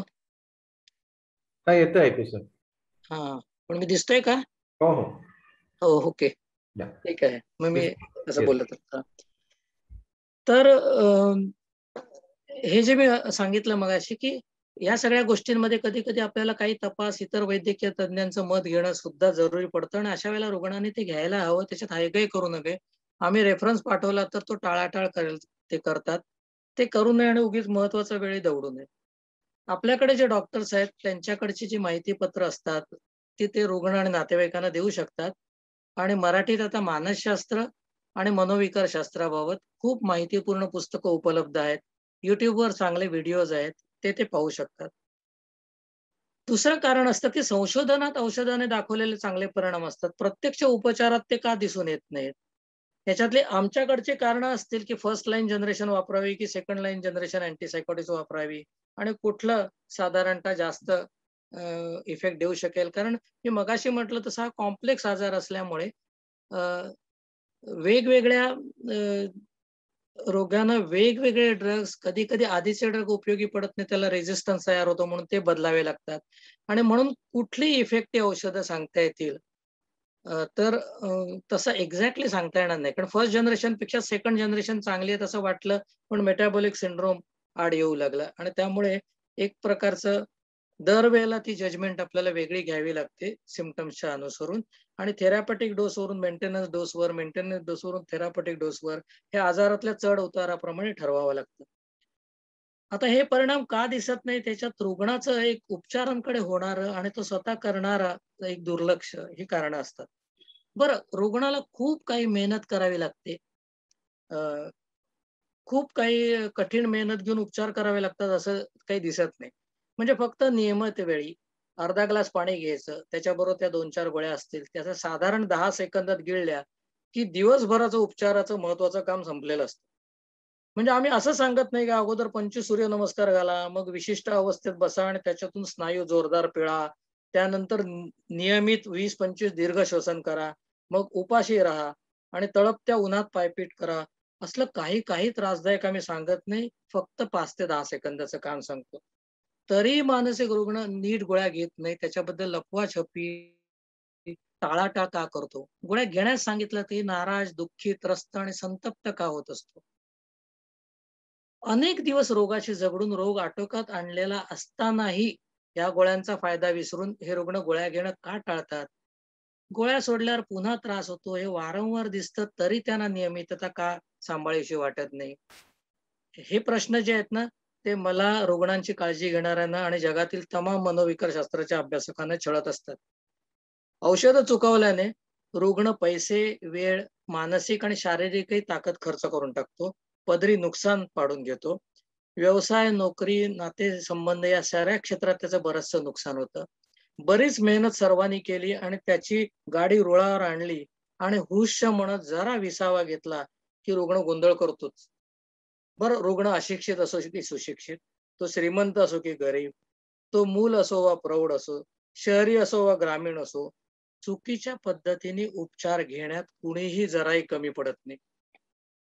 यात सगळ्यात काय होतं तर अज्ञानापेक्षा अपूर्ण ज्ञान, अंधविश्वास, चुकीचं मार्गदर्शन, अनाहूत सल्ले, ठाम गैरसमज याने नुकसान जास्त होत असतं.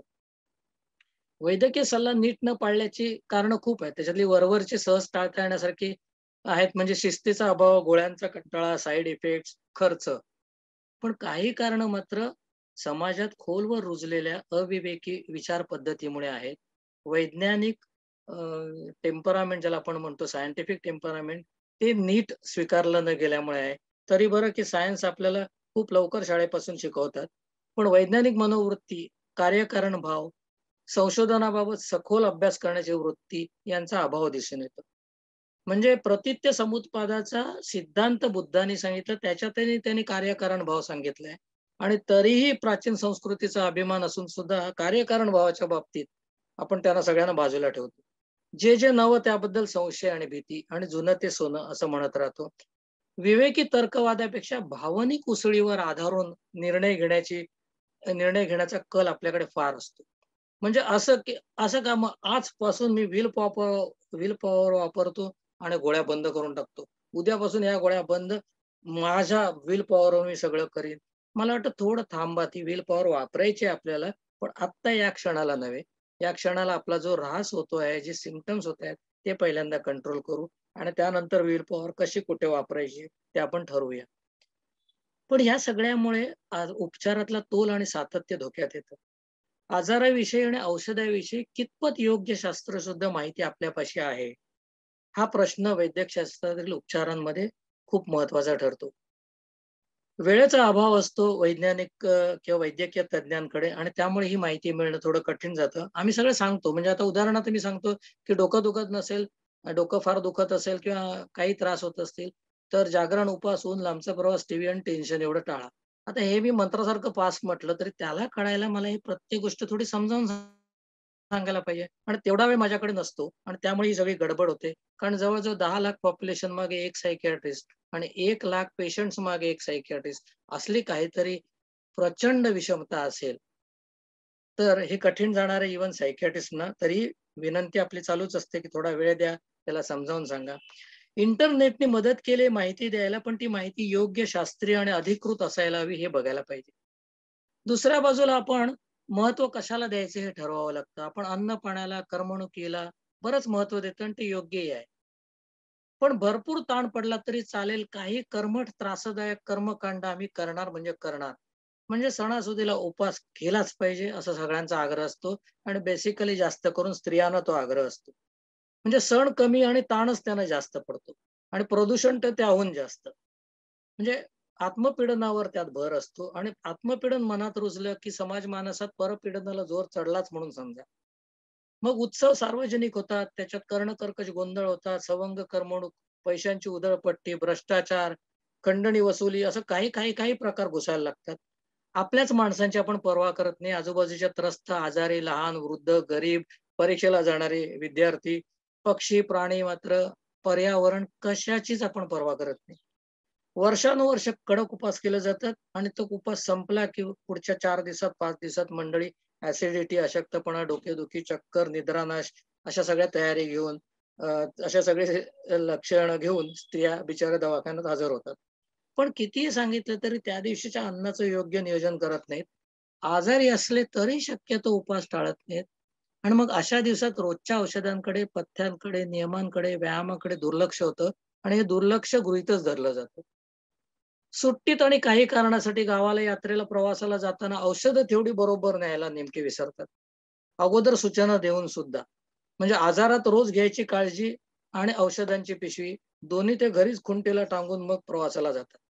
वर ही सर्व बेशिस्त आपण लक्षात आणून दिली तर नातेवाईक फार लटके रागावतात आणि रुग्ण मात्र लाजून स्मितहास्य करतात. म्हणजे आपल्या आजाराचं आपल्यालाच कमी महत्व वाटतंय असं दिसून येतं. 50 रुपयाची नोट हरवते का विशेषरित्या कधी ती हरवत नाही. जमिनीचे सातबारे हरवत नाहीत. मित्रमैत्रिणीचे फोटो हरवत नाहीत. प्राचीन प्रेमपत्र तर फारच नीट सांभाळले जातात. डॉक्टरांचं प्रिस्क्रिप्शन मात्र तेलात, लोणच्यात बुडवून किंवा चिवड्याभोवती, फरसाणभोवती गुंडाळून वेगवेगळी त्याच्यावर आकडेमोड लिहून, अगदी मला तर संशय येतो की कधी-कधी की फोडणी पण देऊन ते आणलेले असतात. रुग्ण राग आला की पहिलं काय करतो तर केस पेपर फाडतो, औषधं फेकून देतो. सुंदर मुलगी दिसली की जसं दिल हरवावं ताबडतोब तितक्याच नियमितपणे ते पेपर हरवतात. निदान पेपर आणायला तरी विसरतात. वर पेपर विसरून आल्यावर आपली डॉक्टरांची स्मरणशक्ती तपासत बसतात.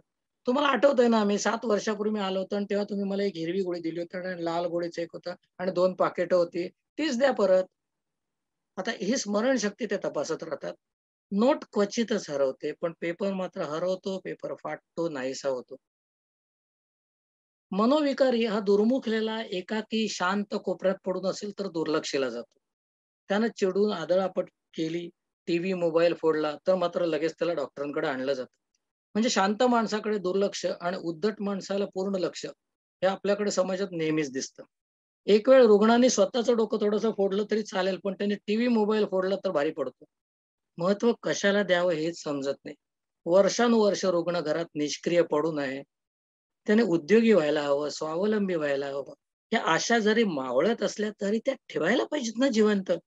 तो फक्त शांत पडून राहील, झोपून राहील अशाच गोळ्या द्या, अशी विनंती कंटाळलेले रुग्ण, कंटाळलेले नातेवाईक रुग्णाचे, ते थकलेले असतात, निराश असतात आणि ती विनंती ते करत राहतात. रुग्ण थोडा कार्यशील झाला, थोडी घरातली जरी कामं करू लागला ना, तरी सुद्धा त्याचं महत्व थोडंसं वाढेल आणि थोडासा त्याचा उपयोग होतोय म्हटलं त्याच्याकडे बघण्याचा दृष्टिकोन सुद्धा नीट होईल.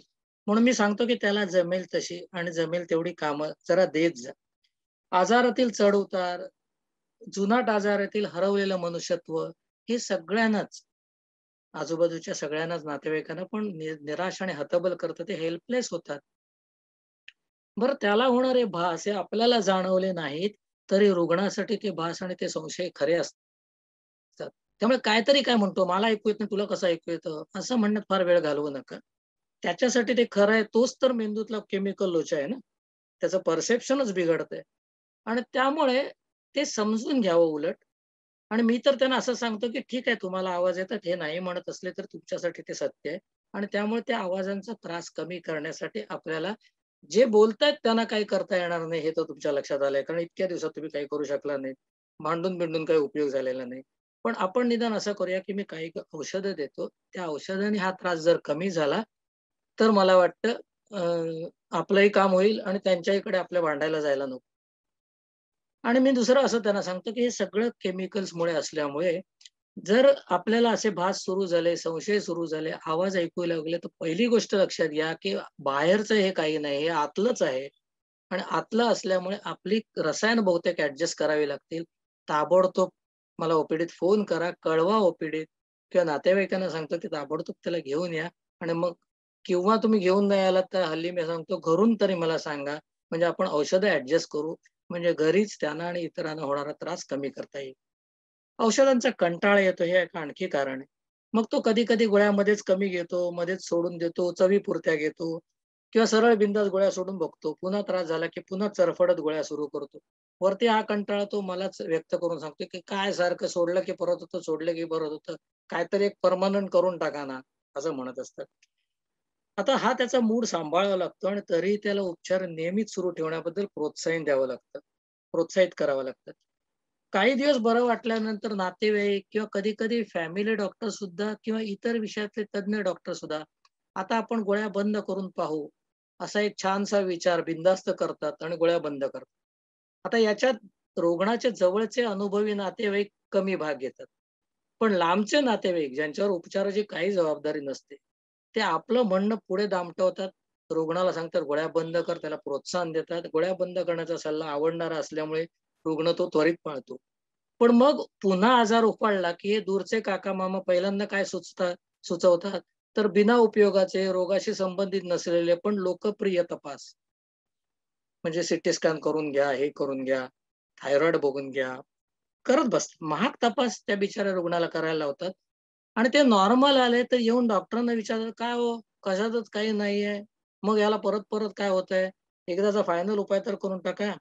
आणि किती वेळा त्यांनी हा त्रास काढायचा. वरती त्यांनी त्या गोळ्या बिळ्या सोडलेल्या असतात याच्याबद्दल ते काही बोलतच नाही. आणि मग प्रश्न टाकता जो अतिशय महत्वाचा असतो, की का दुसऱ्या कुठल्या एका मोठ्या मुंबईच्या डॉक्टरांना दाखवून घेऊ का? आणि मग डॉक्टर सुद्धा काय करतात, मग डॉक्टर आपल्या मुंबईतलंच वैद्यकीय शिक्षण आठवतात, होकारार्थी मान हलवून निश्वास टाकतात आणि त्यांना वाटतं की आता हा हेडेक मुंबईच्या डॉक्टरांकडे ट्रान्सफर करावा. गोळ्या औषधांविषयी संशय असतात, म्हणजे एक वेळ इफेक्ट झाला नाही तर चालेल, पण साईड इफेक्ट नको, असं एक प्रचंड दहशत साईड इफेक्ट बद्दल आहे. रोगाबद्दल एक वेळ बेफिकिरी असू शकते, पण साईड इफेक्ट खरं तर सौम्य असतात. काही साईड इफेक्ट काही काळाने निघून जातात. काही गोळीचा डोस कमी जास्त केला किंवा औषध बदललं की तेवढंसं पुरेसं असतं. आणि साईड इफेक्ट त्यांनी सांगावे तशी मी त्यांना विनंतीच करतो, की साईड इफेक्ट काही वाटले तर प्लीज विचार काही करू नका, मला कळवा, मला बघू देत ते काय आहे. म्हणजे गंमत अशी आहे की मी त्यांना असं सांगतो, की मी या बाजूला आणि टेबलाच्या पलीकडे तुम्ही, असा हा वादविवादाचा सीन नाहीये. आपण सगळे एका बाजूला टेबलाच्या, तुम्ही तुमची काळजी व्हा, तुम्ही पेशंट स्वतः आणि मी डॉक्टर, आणि टेबलाच्या दुसऱ्या बाजूला रोग आहे आणि त्याच्याबरोबर आपल्याला हे सगळं टॅकल करायचंय. म्हणून जे काही घडेल ते आम्हाला सांगत जा जरा. तर तसं झालं तर आपल्याला हे सगळं रोग नियंत्रण चांगलं करता येईल. पर साईड इफेक्ट सगळ्याला असतात. Everything under the sun including the sun can give side effect. त्यामुळे होमिओपॅथी, आयुर्वेद, युनानी, नॅचरोपॅथी सगळ्या पद्धतीमध्ये साईड इफेक्ट्स आहेत. रुग्णासाठी योग्य प्रमाण ठरवायला आम्हाला सुद्धा काही काळ लागतो. त्यामुळे मी नवीन केसला सांगतो की मला एक 2 ते 3 महिने द्या, तोपर्यंत ठरवू नका की मी उपयोगाचा आहे की निरुपयोगी आहे. आणि काही त्रास वाटत असल्यास अस्वस्थ, भयभीत न होता एकतर फॅमिली डॉक्टरांशी पण बोला आणि ओपीडी मध्ये सुद्धा हे कळवा.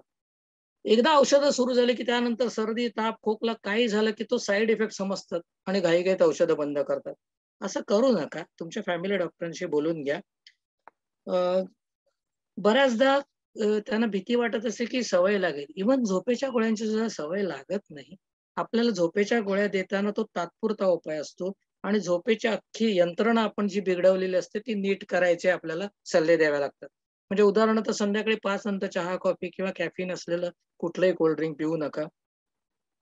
रात्री जेवल्यानंतर टीव्ही, मोबाईल अशा स्क्रीनवर जाऊ नका शक्यतो. आणि रात्री झोपायला गेल्याबरोबर संसारातले सगळे प्रश्न आणि व्यवसायातले सगळे प्रश्न डोक्यात घेऊ नका. त्याच्यासाठी एक स्पेशल टाइम दिवसा काढा की माझ्या समोर सध्या असलेले प्रश्न, आणि सध्या म्हणजे पुढच्या 2-3 महिन्यातले, पुढच्या वर्षातले आणि त्याच्या पुढच्या वर्षातले सध्या बाजूला ठेवा. आणि ते प्रश्न त्या अर्ध्या 1 तासात त्याच्यावर आपल्याकडे उपाय असे कुठले आहेत, म्हणजे काय होईल, कसं होईल मध्ये जास्त पडू नका. काय करता येईल हे प्लॅनिंग करा. आणि मग रात्री जेव्हा उपाय आपले विचार सुरू होतील तेव्हा त्याला सांगा मेंदूला की बाबा रे, हा विचार मी केलेला आहे आणि उद्या परत संध्याकाळी 5 ते 6 मी हा विचार करणार आहे. त्यामुळे आता आपण शांत झोपूया. असं सगळं करावं लागतं. या सगळ्या गोष्टी आपण त्या नीट केल्या तर सवय या कुठल्या गोळ्यांची लागत नाही, असं मला सांगायला आवडेल. गोळ्या गरम पडतात हा गरम प्रकार मला कळत नाही.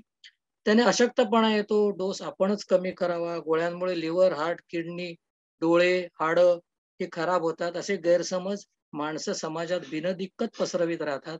पण त्यामुळे सिझोफ्रेनिक आणि मनोविकारी मंडळींचं नुकसान होतं. अनाऊच दिव्य सल्लागार तर आपल्या आजूबाजूला खूपच आहेत. स्वतःला वैद्यकीय ज्ञान असल्याचा गाढ आत्मविश्वास या नॉन वैद्यकीय मंडळींना असतो. त्यांना उत्तेजन आणि प्रेरणा देण्याचं काम सोशल मीडिया करीत असतात. ऐकलं का अक्का, या गे गप्पा असं म्हणून व्हॉट्सअप चिक्कार गोष्टी देत असतं त्यांना. येता जाता गुगली टाकणारे गुगल चालूच असतं. ही सगळी संकेतस्थळ नीट विवेकी वापरली तर मदत करतात, पण ते आजारात तुमच्यासाठी निर्णय घेऊ शकत नाहीत, तुम्हाला ते निर्णय देऊ शकत नाही. हल्ली लोक अनधिकृत स्रोतातून अर्धकच्चं ज्ञान मिळवतात. इंटरनेटवरील तथाकथित तज्ज्ञांची माहिती आणि सल्ले खरे मानून तसे उपचार करू पाहतात. इंटरनेटवरील माहिती वाचताना ती अधिकृत शास्त्रीय साईट आहे का हे प्रथम पाहावं लागतं. काही उपदेशक तर सुरुवातच सॉलिड आणि टोकदार आणि आवेशपूर्ण करतात. मेडिकल फ्रॅटर्निटी साले चोर आहे असं वाक्य त्यांच्या तोंडी, आणि ते जर उच्च विद्या विभूषित असतील तर अधिक आत्मविश्वासपूर्वक त्यांच्या तोंडी हे वाक्य असतं. इतक्या गोळ्या कशाला खातो, लिव्हर, किडनी, हाडांचा भुसा होईल. आयुष्यभर काय गोळ्याच खाशील का? सोड त्या गोळ्या, बघू काय होतं ते. नुसत्या विल पॉवरनं आपण तुला बरं करूया. किंवा आमच्या बाबांकडे चलते, लय पॉवरफुल आहेत ते, एका फटक्यात, आता एका फटक्यात म्हणजे कंसात अनेक फटक्यात बरा करतील. तुला काय झालंय? हा एक पुढचा असं, तुला काय झालंय, आहेस की बरा, फुक्कट काळज्या कशाला करतो, असे सल्ले पण ते बिनदिक्कत देतात. म्हणजे 80-90 वर्षाचा माणूस सुद्धा त्याला सल्ला देतो, अरे मी आहे ना, तू का काळजी करतो?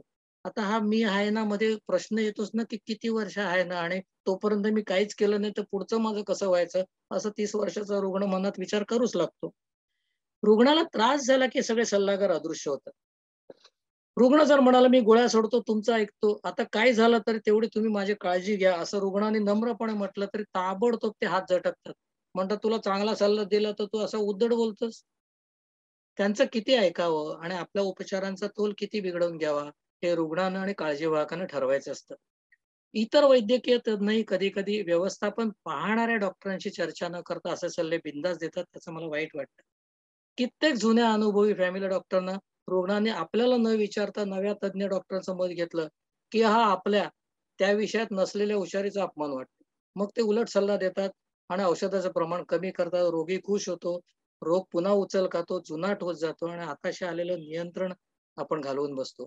या जुन्या फॅमिली डॉक्टरच्या बद्दल मला खूप आदर आहे, कारण त्यांनी आजपर्यंतच्या या सगळ्या गोष्टी उपलब्ध नसताना पेशंट्सना सांभाळलेलं असतं. त्यामुळे त्यांच्याशी आपण चर्चा करायला हवी, त्यांनी आमच्याशी चर्चा करायला हवी आणि त्याच्यातून चांगला मार्ग शोधायला पाहिजे असं मला वाटतं. गोळ्यांची नावं, रंग, आकार, वरचं वेष्टन आणि डोस बदलला की रुग्ण अस्वस्थ होतात.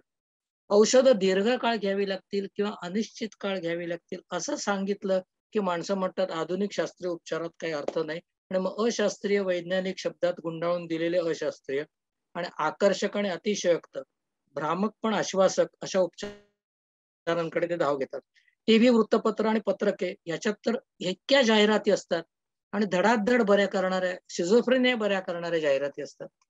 त्रासलेल्या रुग्णांना आणि त्यांच्या नातेवाईकांना याची भुरळ पडणं साहजिक आहे.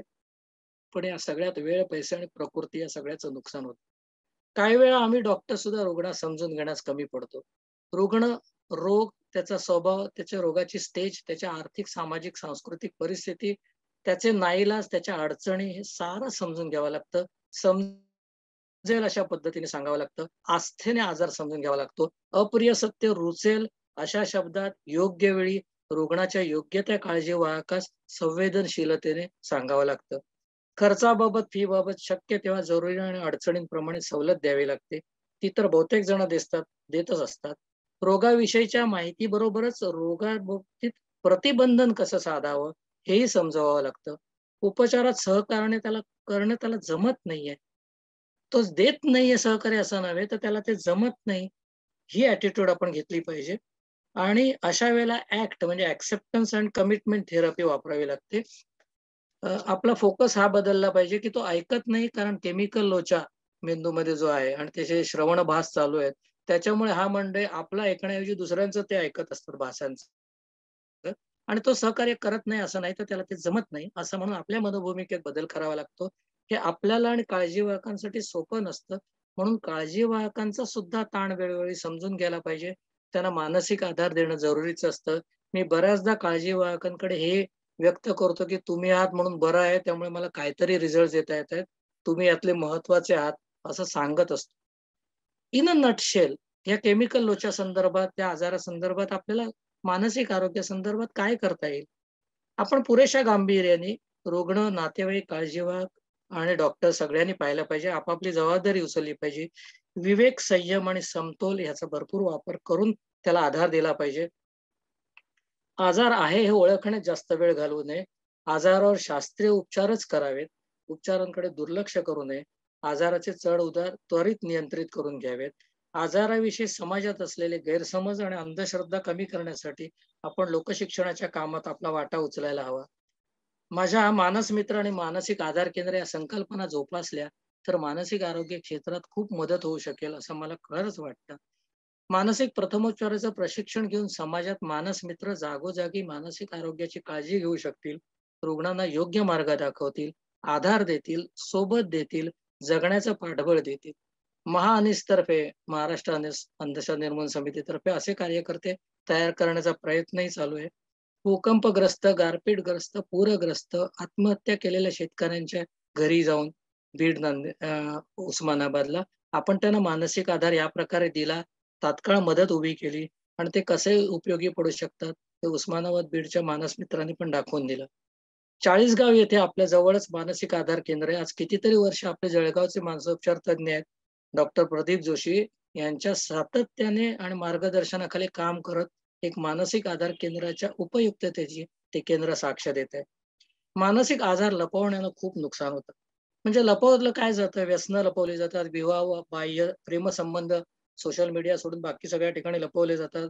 गुप्तरोग, कुष्ठरोग, एड्स, विवाहपूर्व गर्भावस्था, लैंगिक शोषण, तृतीय पंथीयांबद्दलचा लिंगभाव हे जसे समाजात अस्वीकारानं म्हणून लपवले जातात, तसंच मनोविकारांबाबत होतं.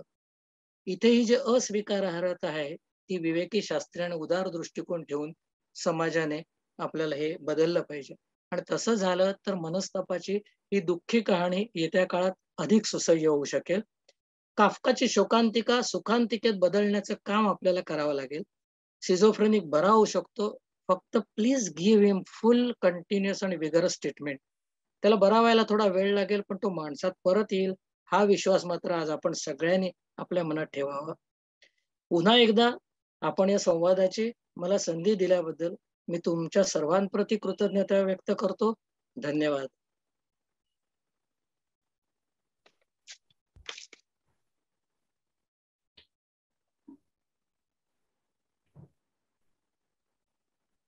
थँक्यू पाटकर सर, तुम्ही आम्हाला चांगलं मार्गदर्शन केलं. फार सोप्या व सरळ भाषेत तुम्ही चांगली उदाहरणं देऊन आजाराविषयी आम्हाला सांगितलं. तर बेसिकली स्किझोफ्रेनिया आपण समजून घ्यायला पाहिजे काय मेजर मेंटल इलनेस आहे, आणि नक्कीच त्याचे त्वरित निदान म्हणजे अर्ली डायग्नोसिस आणि अर्ली ट्रीटमेंट, जेवढे आपण लवकरात लवकर ट्रीटमेंट, योग्य ट्रीटमेंट घेऊ आणि पूर्ण ट्रीटमेंट घेऊ, तर हा नक्कीच आजार नियंत्रणात येऊ शकतो. आणि जसं सरांनी म्हटलं की वेगवेगळ्या टप्प्यात त्यांनी वेगवेगळं सांगितलं, की लक्षणांबद्दल सांगितलं, मग त्याच्या ट्रीटमेंट बद्दल सांगितलं, आणि मेनली केअर गिव्हर सरांनी चांगलं सांगितलं त्यांचा रोल किती इम्पॉर्टंट आहे आणि त्यांच्या आपण कोअलिशन मध्ये कसं पेशंटला बरं करू शकतो हे फार इम्पॉर्टंट आहे. आपल्याला काही प्रश्न असतील तर आपण चॅटबॉक्स मध्ये लिहू शकता आणि आपण सरांशी ते डिस्कस करू शकतो.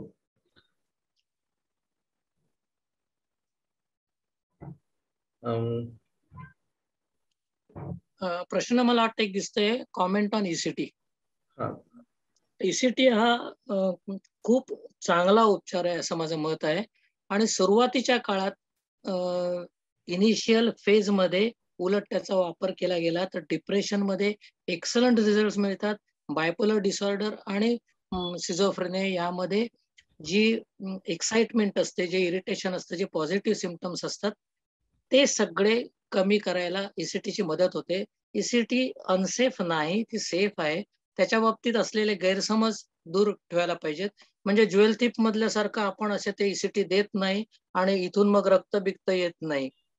इनफॅक्ट बऱ्याचदा मी रोग्यांच्या नातेवाईकांना सुद्धा बाजूला उभं केलं आणि विचारलंय की ईसीटी दिला की नाही आता ओळखा तुम्ही. आणि तेव्हा आपण ओळखतो म्हणजे अंगठा पायाचा सरकला किंवा भुवया थोड्याशा उडल्या की आपल्याला कळतं की परफेक्ट आपल्याला तो करंट देता आलेला आहे.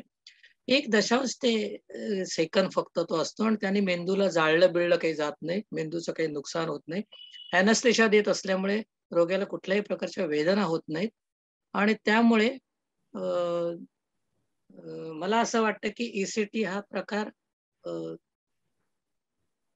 आमच्या वेळेला जेव्हा तो आला तेव्हा तो स्वस्त होता. आता सध्या बरेच मला वाटतं त्या बाबतीत जरा खर्च बिर्च येतो, पण तरीही हा उपचार एक चांगला आहे.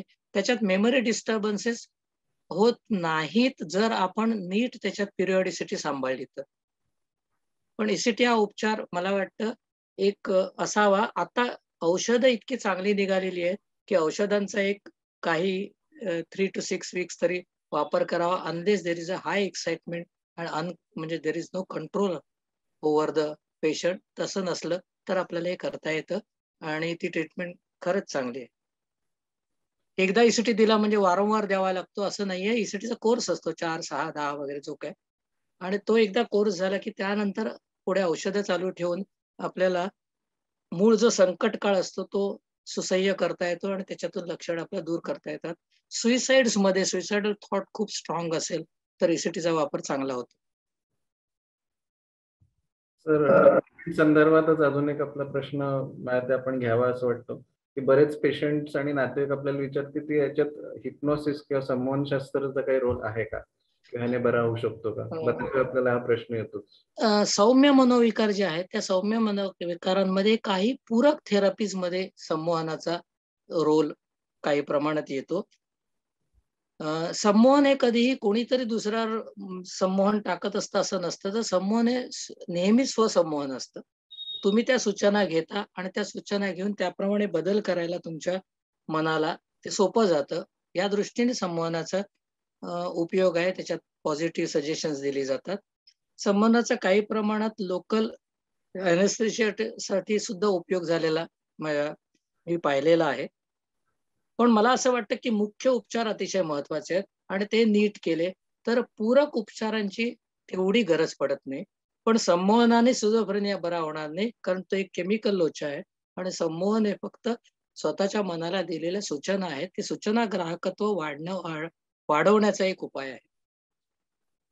अजून एक प्रश्न होता की आता बऱ्याच आपले स्किझोफ्रेनिक पेशंट जे असतात ते एक्साइट होतात किंवा कोऑपरेटिव्ह नसतात, तर अशा वेळी अशा पेशंट्सना नातेवाईकांनी डॉक्टरांकडे कसे घेऊन यावे? आयडियली ते तयार नसतात, अग्रेसिव्ह होतात, असं एक मत होता, तसं तर टेलिसायकॅट्री चालू आहे, तर त्याचा काही रोल आहे का की अशा पेशंट आपण बघू शकतो का? एक्सायटेड पेशंटच्या बाबतीत एक आहे की एका ठराविक लेवलच्या पलीकडे एक्साइटमेंट असेल तर आपल्याला कंपल्शन वापरावं लागतं, फिजिकल रिस्ट्रेंट वापरावा लागतो आणि त्याला हॉस्पिटलमध्ये किंवा डॉक्टरांपर्यंत न्यावं लागतं. पण दुसऱ्या बाजूला थोडेफार नकार असेल किंवा एक ॲडॅमेंट भूमिका असेल तर टेलिसायकॅट्रीचा उपयोग होतो. कारण मी काही पेशंट्सशी असं बोललेलो आहे आणि त्यांना हे समजावून सांगण्याचा प्रयत्न केलाय. त्यापैकी काही पेशंट्समध्ये मला यश मिळालेलं आहे. एक मेंटेनन्स इसिटीचा प्रश्न होता, तो आता मी जस्ट वाचला म्हणून सांगतो. तर मेंटेनन्स इसिटीमध्ये जे पिरियॉडिक सायकोसिस आहे किंवा पिरियॉडिक डिप्रेशन्स आहेत, एंडोजेनस डिप्रेशन आपण पूर्वी त्याला म्हणायचो ते, तर सायक्लिक डिसऑर्डर्स मध्ये सुद्धा मेंटेनन्स इसिटी हा बऱ्याचदा उपयोगी ठरतो. आमचे जे गुरु आहेत, आम्ही ज्यांच्याकडे शिकलो ते, त्यांनी ह्या मेंटेनन्स इसिटीज त्यावेळेला खूप चांगल्या वापरल्यात, कारण त्यावेळेला एवढी औषधं वगैरे अशी नव्हती. जेनेटिक्स हे मी ऍक्च्युली ना पॅन्डोराज बॉक्स असल्यामुळे उघडलेलं होतं. जेनेटिक्सचा काय संबंध आहे म्हणून आहे ते खूप मोठे गोष्ट आहे सांगण्यासारखी, आणि त्याच्यात मला वाटतं जेनेटिक एक्सपर्टनी जास्त चांगला सांगता येईल, कारण मला ते तसं सोपं करून सांगता येणार नाही. जेनेटिक्सचा खूप कॉम्प्लेक्स विषय असल्यामुळे मी तो थोडा बाजूला ठेवला. पण जेनेटिक्सचा खूप मोठा रोल सिझोफ्रेनियातच नव्हे तर अनेक आजारांमध्ये, इव्हन काही प्रमाणात जनरलाइज्ड एन्झायटी डिसऑर्डर मध्ये सुद्धा दिसून येतो. त्यामुळे नेचर आणि नर्चर या दोन्हीचा इफेक्ट रोगाच्या संदर्भात होत असतो मनोविकारांमध्ये. अजून एक विचारतो, आपल्या तर काही ऑडियन्स मध्ये जनरल प्रॅक्टिशनर्स जे आहेत, तर एक पब्लिक परसेप्शन असतं की मेंटल डिसऑर्डर्स ट्रीट करणं काय फार कठीण गोष्ट नाहीये, जीपी लेवललाही आपल्याला इझिली मॅनेज करता येऊ शकते. तर सर तुमचं काय मत आहे याच्याबद्दल? फारच चांगलं आहे असं जर झालं तर, आणि त्याच्यासाठी जी काय प्रशिक्षण आपल्याला घ्यावी लागतील ते आपण सगळे घेऊ. म्हणजे मग त्याच्यात हे असं झालं तर फार चांगलं आहे. कारण मला असं वाटतं की स्ट्रेसेस एवढे वाढत आहेत की ही गरजच तयार होणार आहे. ओके, की तेवढ्या प्रमाणात सायकियाट्रिस्ट, सायकोलॉजिस्ट आणि सायकियाट्रिक नर्सेस तयार होतील असं मला आत्ता तरी नजीकच्या भविष्यकाळात दिसत नाही. म्हणजे मी आता 67 आहे, त्यामुळे मी अजून हे बघू शकेल हे चित्र की नाही मला माहिती नाही. पण मला असं वाटतंय की हा रोल उलट इतक्या सिरियसली, हा जर प्रश्न विचारलाय सिरियसली, तर तितक्याच सिरियसली तो घेता येईल. जसे माझे मानस मित्र आहेत जे विशेष काही शिकलेले नाहीत आणि तरी सुद्धा लक्षणांच्या बाबतीत ते सजगतेने काही मदत करू शकतात. तर जनरल फिजिशियनला तर फार मोठा रोल आहे सायकियाट्रीमध्ये. एक तर ते सर्वात नजीक असतात पेशंट आणि त्याच्या नातेवाईकांकडे. त्यांनी बऱ्याचदा जन्मापासून तो पेशंट पाहिलेला असतो, त्यामुळे त्यांचे एक नातेसंबंध बॉन्ड सुद्धा असतो आणि तो खूप उपयोगाचा ठरू शकतो. मी तर बऱ्याच वेळा असं सांगतो की बाबा हे आता औषधं लिहिलेत की तुमच्या फॅमिली डॉक्टरांना पण दाखवून घ्या, म्हणजे मग त्यांनाही काही विचारायचं बोलायचं असेल तर आम्ही बोलून घेऊ. अजून डॉक्टर नाशिक ऑर्गनाइज करू शकतं का IMA फॅमिली फिजिशियन साठी? तर नाशिक सायकियाट्रिस्ट तर एवढे ऍक्टिव्ह मंडळी आहेत की मला वाटतं ते अगदी छान मदत करू शकतील असा कोर्स द्यायला फॅमिली फिजिशियन्स. सर अजून एक प्रश्न होता, आता तो वर गेला. AKTचं उदाहरण दिलं की AKT मुळे मानसिक आजार होऊ शकतो का किंवा होतो का, स्किझोफ्रेनिया किंवा इतर मानसिक आजार, ह्याच्याबद्दल काय सांगत? म्हणजे AKT फुल फॉर्म काय म्हणायचं आहे? अँटीकॉक्स ट्रीटमेंट. अँटीकॉक्स ट्रीटमेंट. ओके. काही प्रमाणात असं आपल्याला दिसून येतं या मेडिसिन्स मध्ये की कधी कधी आयसोनायझाइड किंवा स्ट्रेप्टोमायसिन वगैरे जे पूर्वी आपण वापरायचो जास्त प्रमाणात, तर त्याच्यात आम्हाला हे दिसून यायचं पॅरानॉइड आयडिएशन किंवा इरिटेशन किंवा अनइझीनेस असं. आत्ताच्या काळात मला ते प्रमाण निदान माझ्या प्रॅक्टिसमध्ये मला कमी दिसलं. म्हणजे आता खूप चांगल्या प्रकारे मॅनेज करतायत असं दिसतं किंवा ऑप्शन्स चांगले. मला याचं उत्तर असं वाटतं की ते जे विचारतात ते आर ट्रान्झिएंट, म्हणजे आपण जे जरी बघितलं तर ते सायकोसिस म्हणून आपण म्हणू शकतो, मोर दॅन स्किझोफ्रेनिया किंवा एक मेंटल इलनेस. मेंटल इलनेस म्हटलं तर माझ्या हिशोबाने आपण एक लॉंग टर्म इलनेस, एक क्रॉनिक इलनेस म्हणू शकतो. तर मला तरी वाटतं लॉंग टर्म इलनेस नाही, पण एक ट्रान्झिएंट सिम्पटम्स म्हणून नक्की काही ट्रीटमेंट म्हणजे मेडिसिन जसं तुम्ही एलॅबरेट केलं होऊ शकतं, but likely much less than what it was previously. म्हणजे तसं बघितलं तर आपण स्टेरॉइड्स मध्ये पाहिलंय येस, की काही प्रमाणात स्टेरॉइड सायकोसिस मी पाहिलाय, आणि डिमेन्शिया केसेस मध्ये पण ते जसं दिसून येतं. पण मला ते मानसिक बिकॉज ऑफ ट्रीटमेंट हे तर मला ते निष्कर्ष करणं योग्य नाही, हा ड्रगचा एक थोडा तीव्र साईड इफेक्ट म्हणूया. अजून एक प्रश्न होता, please tell about schizophrenia in children. तर घेता येईल तुम्हाला? जरा हा मोठा टॉपिक आहे, म्हणजे एकतर खूप मोठा आहे, पण चिल्ड्रन मध्ये सिझोफ्रेनिया आढळतो आणि बऱ्याचदा 10-11 वर्षाच्या याच्यात सुद्धा आपल्याला ते सिम्पटम दिसलेत. त्याशिवाय पहिल्या 3 ते 4 वर्षात सुद्धा ह्या काही फीचर्स सिझोफ्रेनियाच्या दिसून येतात असं दिसतं. म्हणजे नॉट थ्रायव्हिंग, रिस्पॉन्सिव्हनेस न देणं, पण त्याची खूप मल्टिपल इटिओलॉजी असते आणि ती पहिल्यांदा पूर्ण रूल आउट केल्याशिवाय या डायग्नोसिसकडे आपण युजली जात. सध्याच्या काळात जसं आपण म्हणतो की प्युबर्टी सुद्धा अलीकडे सरकली, तसे हे काही आजार पण अलीकडे सरकलेत. बायपोलॅरिटी सुद्धा बऱ्याचदा फक्त ADHD म्हणून सामोरी येते आणि नंतर काही दिवसांनी बायपोलॅरिटीचं स्वरूप पूर्णपणे समोर येतं. सिझोफ्रेनियाच्या बाबतीतही तसं होताना दिसतं. आपण त्याच्या अभ्यासातल्या अडचणींना सामोरं जातो.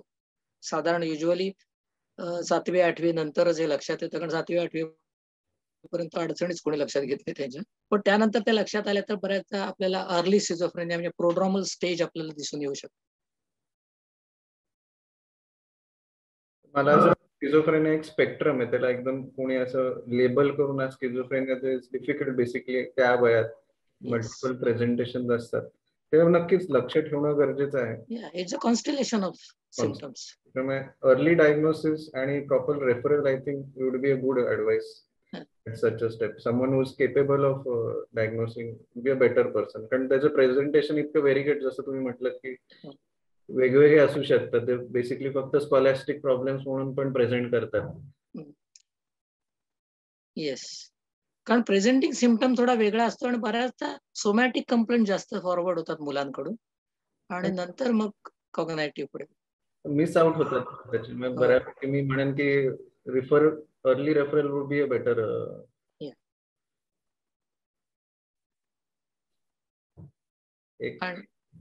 Can we get aura of suicide? Aura हा एका दृष्टीने आपण असं म्हणतो की रिसेप्शन आणि परसेप्शन मधला थोडासा गोंधळ येतो, त्या दृष्टीने आपण त्याच्याकडे पाहतो. आणि अशा प्रकारचे ऑरा आपल्याला न्यूरोसायकॅट्रीमध्ये दिसून येतात, मायग्रेन सारख्या गोष्टींमध्ये पण दिसून येतात. पण सुइसाइड मध्ये if it is impulsive, even the person doesn't get any idea, suddenly does that act, he attempt suicide. आणि प्लॅन्ड सुइसाइड मध्ये it is entirely a cognitive process असं मला वाटतं. म्हणजे त्याला डिप्रेस्ड मूडचं किंवा अँक्शियस मूडचं तर सपोर्ट असतोच, पण त्या पलीकडे प्लॅन्ड सुइसाइड ही नेहमीच एक कॉग्नायटिव्ह इव्हेंट आहे आणि ऑरा हा त्याच्या अगोदरचा इव्हेंट असतो. तर ऑरा या दृष्टीने आपल्याला ते नाही धरता येणार. आणि मला प्लॅन्ड सुइसाइड हे बऱ्यापैकी सक्सेसफुल सुइसाइड असतात वर्सेस इम्पल्सिव्ह बऱ्याचपैकी मग अटेम्प्टेड असतात. दोन्ही आर इक्वली इम्पॉर्टंट, तेवढंच लक्ष द्यायला पाहिजे, दुर्लक्ष करू नये.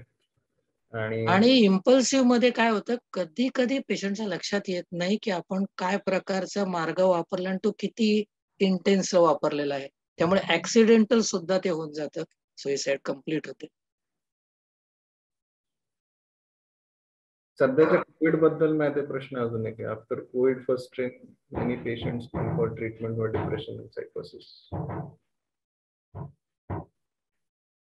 काय आताच्या या कोविडच्या ह्याच्यात की बरेचसे पेशंट डिप्रेशन आणि सायकोसिस साठी. हो, म्हणजे मला असं दिसून येते त्याप्रमाणे एक आता मी जो एक पेपर पाहिला त्याच्यात कोविडच्या अगोदर जे 5% प्रमाण एन्झायटीचं होतं ते जवळजवळ 40% पर्यंत वाढलेलं दिसून येतं. दुसऱ्या बाजूला कोविडच्या वेळेला आपले गेलेले आप्त वगैरे वगैरे सगळे अजून ना ते एक शॉकिंग स्टेज किंवा बधिरावस्थात चालू आहे, कारण तो स्ट्रेस कंटिन्युअस समोर आहे. पण तो स्ट्रेस कमी झाला की सेकंडरी ट्रोमॅटिक डिसऑर्डर्स या सुरू होतील. जसं PTSD पोस्ट ट्रोमॅटिक आहे, तसे सेकंडरी आणि एस्पेशली हेल्थ केअर वर्कर्स मध्ये मला सेकंडरी स्टेज दिसून येते. कारण काही हेल्थ केअर वर्कर्सना असा प्रश्न निर्माण झालेला मला दिसला हॉस्पिटलमध्ये की आता माझ्याकडे एवढाच ऑक्सिजन आहे आणि एवढीच इंजेक्शन्स आहेत, आणि आता मी याच्यामध्ये कसं सिलेक्ट करू, कोणाला द्यायचं प्रायोरिटीने आणि कोणाला नाही द्यायचं. हा जो डायलेमा आहे, जो खूपच विचित्र डायलेमा आहे, असा डायलेमा ज्यांनी पाहिलाय ते हेल्थ वर्कर्स पैकी काही जणांनी मला अप्रोच केला होता, and they were quite having a lot of guilt. जसं काय अपराध गंड असा तयार झालेला होता त्यांच्या मनात. तर अशा केसेस मला असं वाटतं की कोविडचं हे थोडंसं सगळं संपलं आणि तो निर्णयात आपल्या नियंत्रणाखाली जर आला तर त्यानंतर हे सगळे सुरू होतील गोष्टी, तेव्हा ते सामोरे जास्त येतील. जॉबलेसनेस किंवा मध्ये झालेली सगळी नुकसानं या समोर उभी असलेली चॅलेंजेस ही सगळी आता आपल्याला सध्या आपलं कॉन्सन्ट्रेशन फक्त कोविडवर आहे, म्हणून पोस्ट कोविड एरामध्ये आपल्याला खूप गोष्टी कठीण जातील असं मला वाटतं, आणि खूप सजगतेने आपल्याला बघायला पाहिजे सायकियाट्रिक सिम्प्टोमॅटॉलॉजीच्या बाबतीत.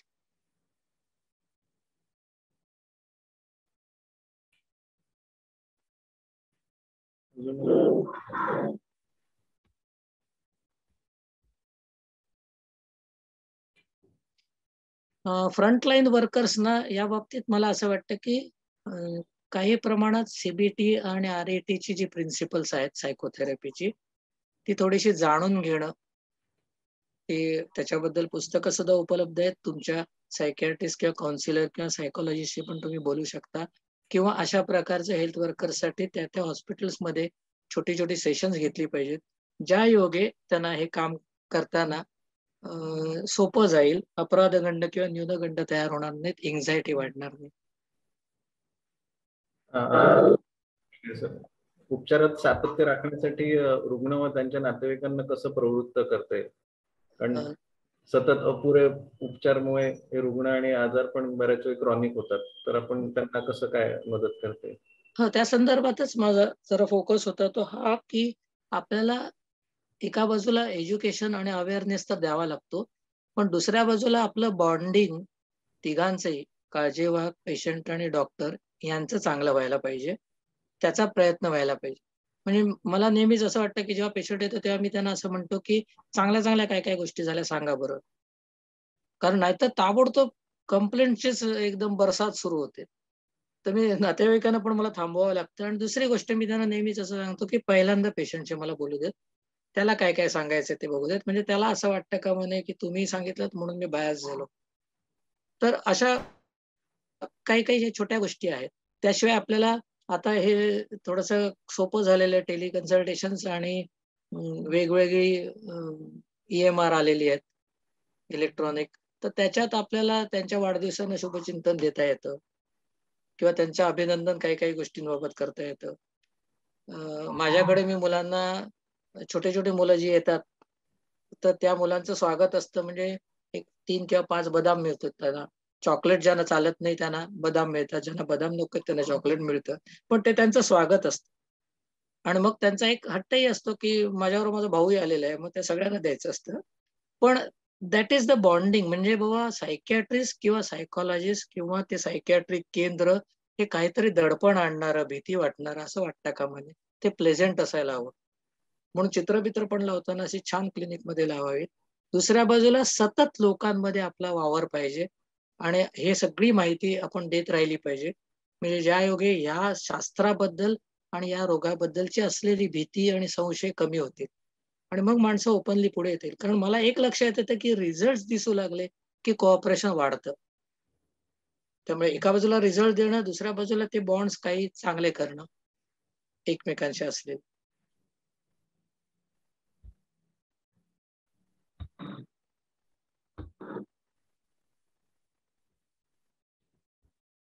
आणि संवाद रोगाच्या लक्षणांच्या पलीकडे सुद्धा थोडासा हवा आयुष्याबद्दलचा, सध्या काय गोष्टी घडल्या, काय नाही घडल्या, काय चांगलं झालं असं.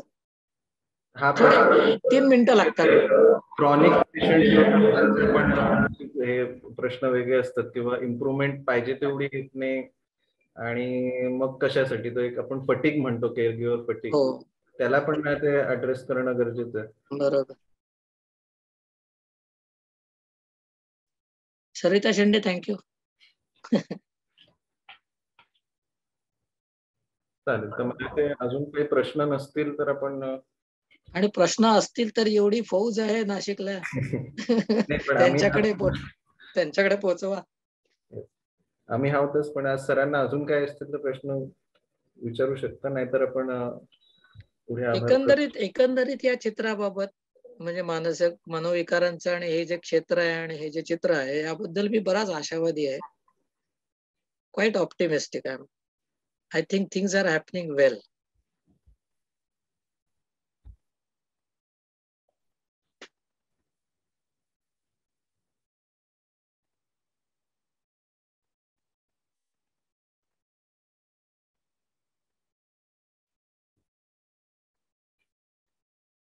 आय थिंक अजून काही प्रश्न नसतील तर आपण कन्क्लूड करायचं आजचं session.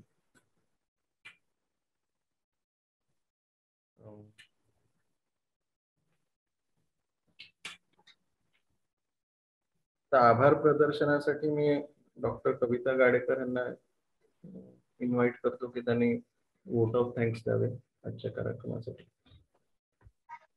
Thank you. The schizophrenic mind is not so much split as shattered. I like to say schizophrenia is like a waking nightmare. हे असं एलिन सॅक्सने म्हटलंय. हा केमिकल लोचा जो आहे ह्याचं अर्ली डायग्नोसिस, अर्ली रेफरल आणि proper treatment bye psychiatrist is the most important aspect.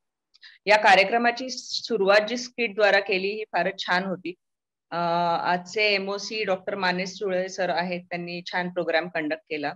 आजचे जे आपले वक्ते आहेत डॉक्टर प्रदीप पाटकर सर, त्यांनी फार छान सोप्या भाषेत आणि थोडंसं अलंकारिकच म्हणेल म्हणजे नाटकीय स्वरूपात म्हणजे प्रॅक्टिकल रिअल लाईफ एक्झाम्पल्स देऊन हा आजार लोकांपर्यंत पोहोचवण्याचा अवेअरनेस क्रिएट केलेला आहे even amongst the doctors. So thank you sir. आणि आमच्या IMA टीम आणि सायकॅट्रिक टीमच्या वतीने आपले आभार मानते. Thank you to the Zoom audience and our technical assistant Pallavi. आजचा आपला हा शिझोफ्रेनिया दिनानिमित्त जो आपण हा कार्यक्रम घेतलेला आहे तो सक्सेसफुल झाला आहे असं मी जाहीर करते. Thank you all once again for attending this. Thank you.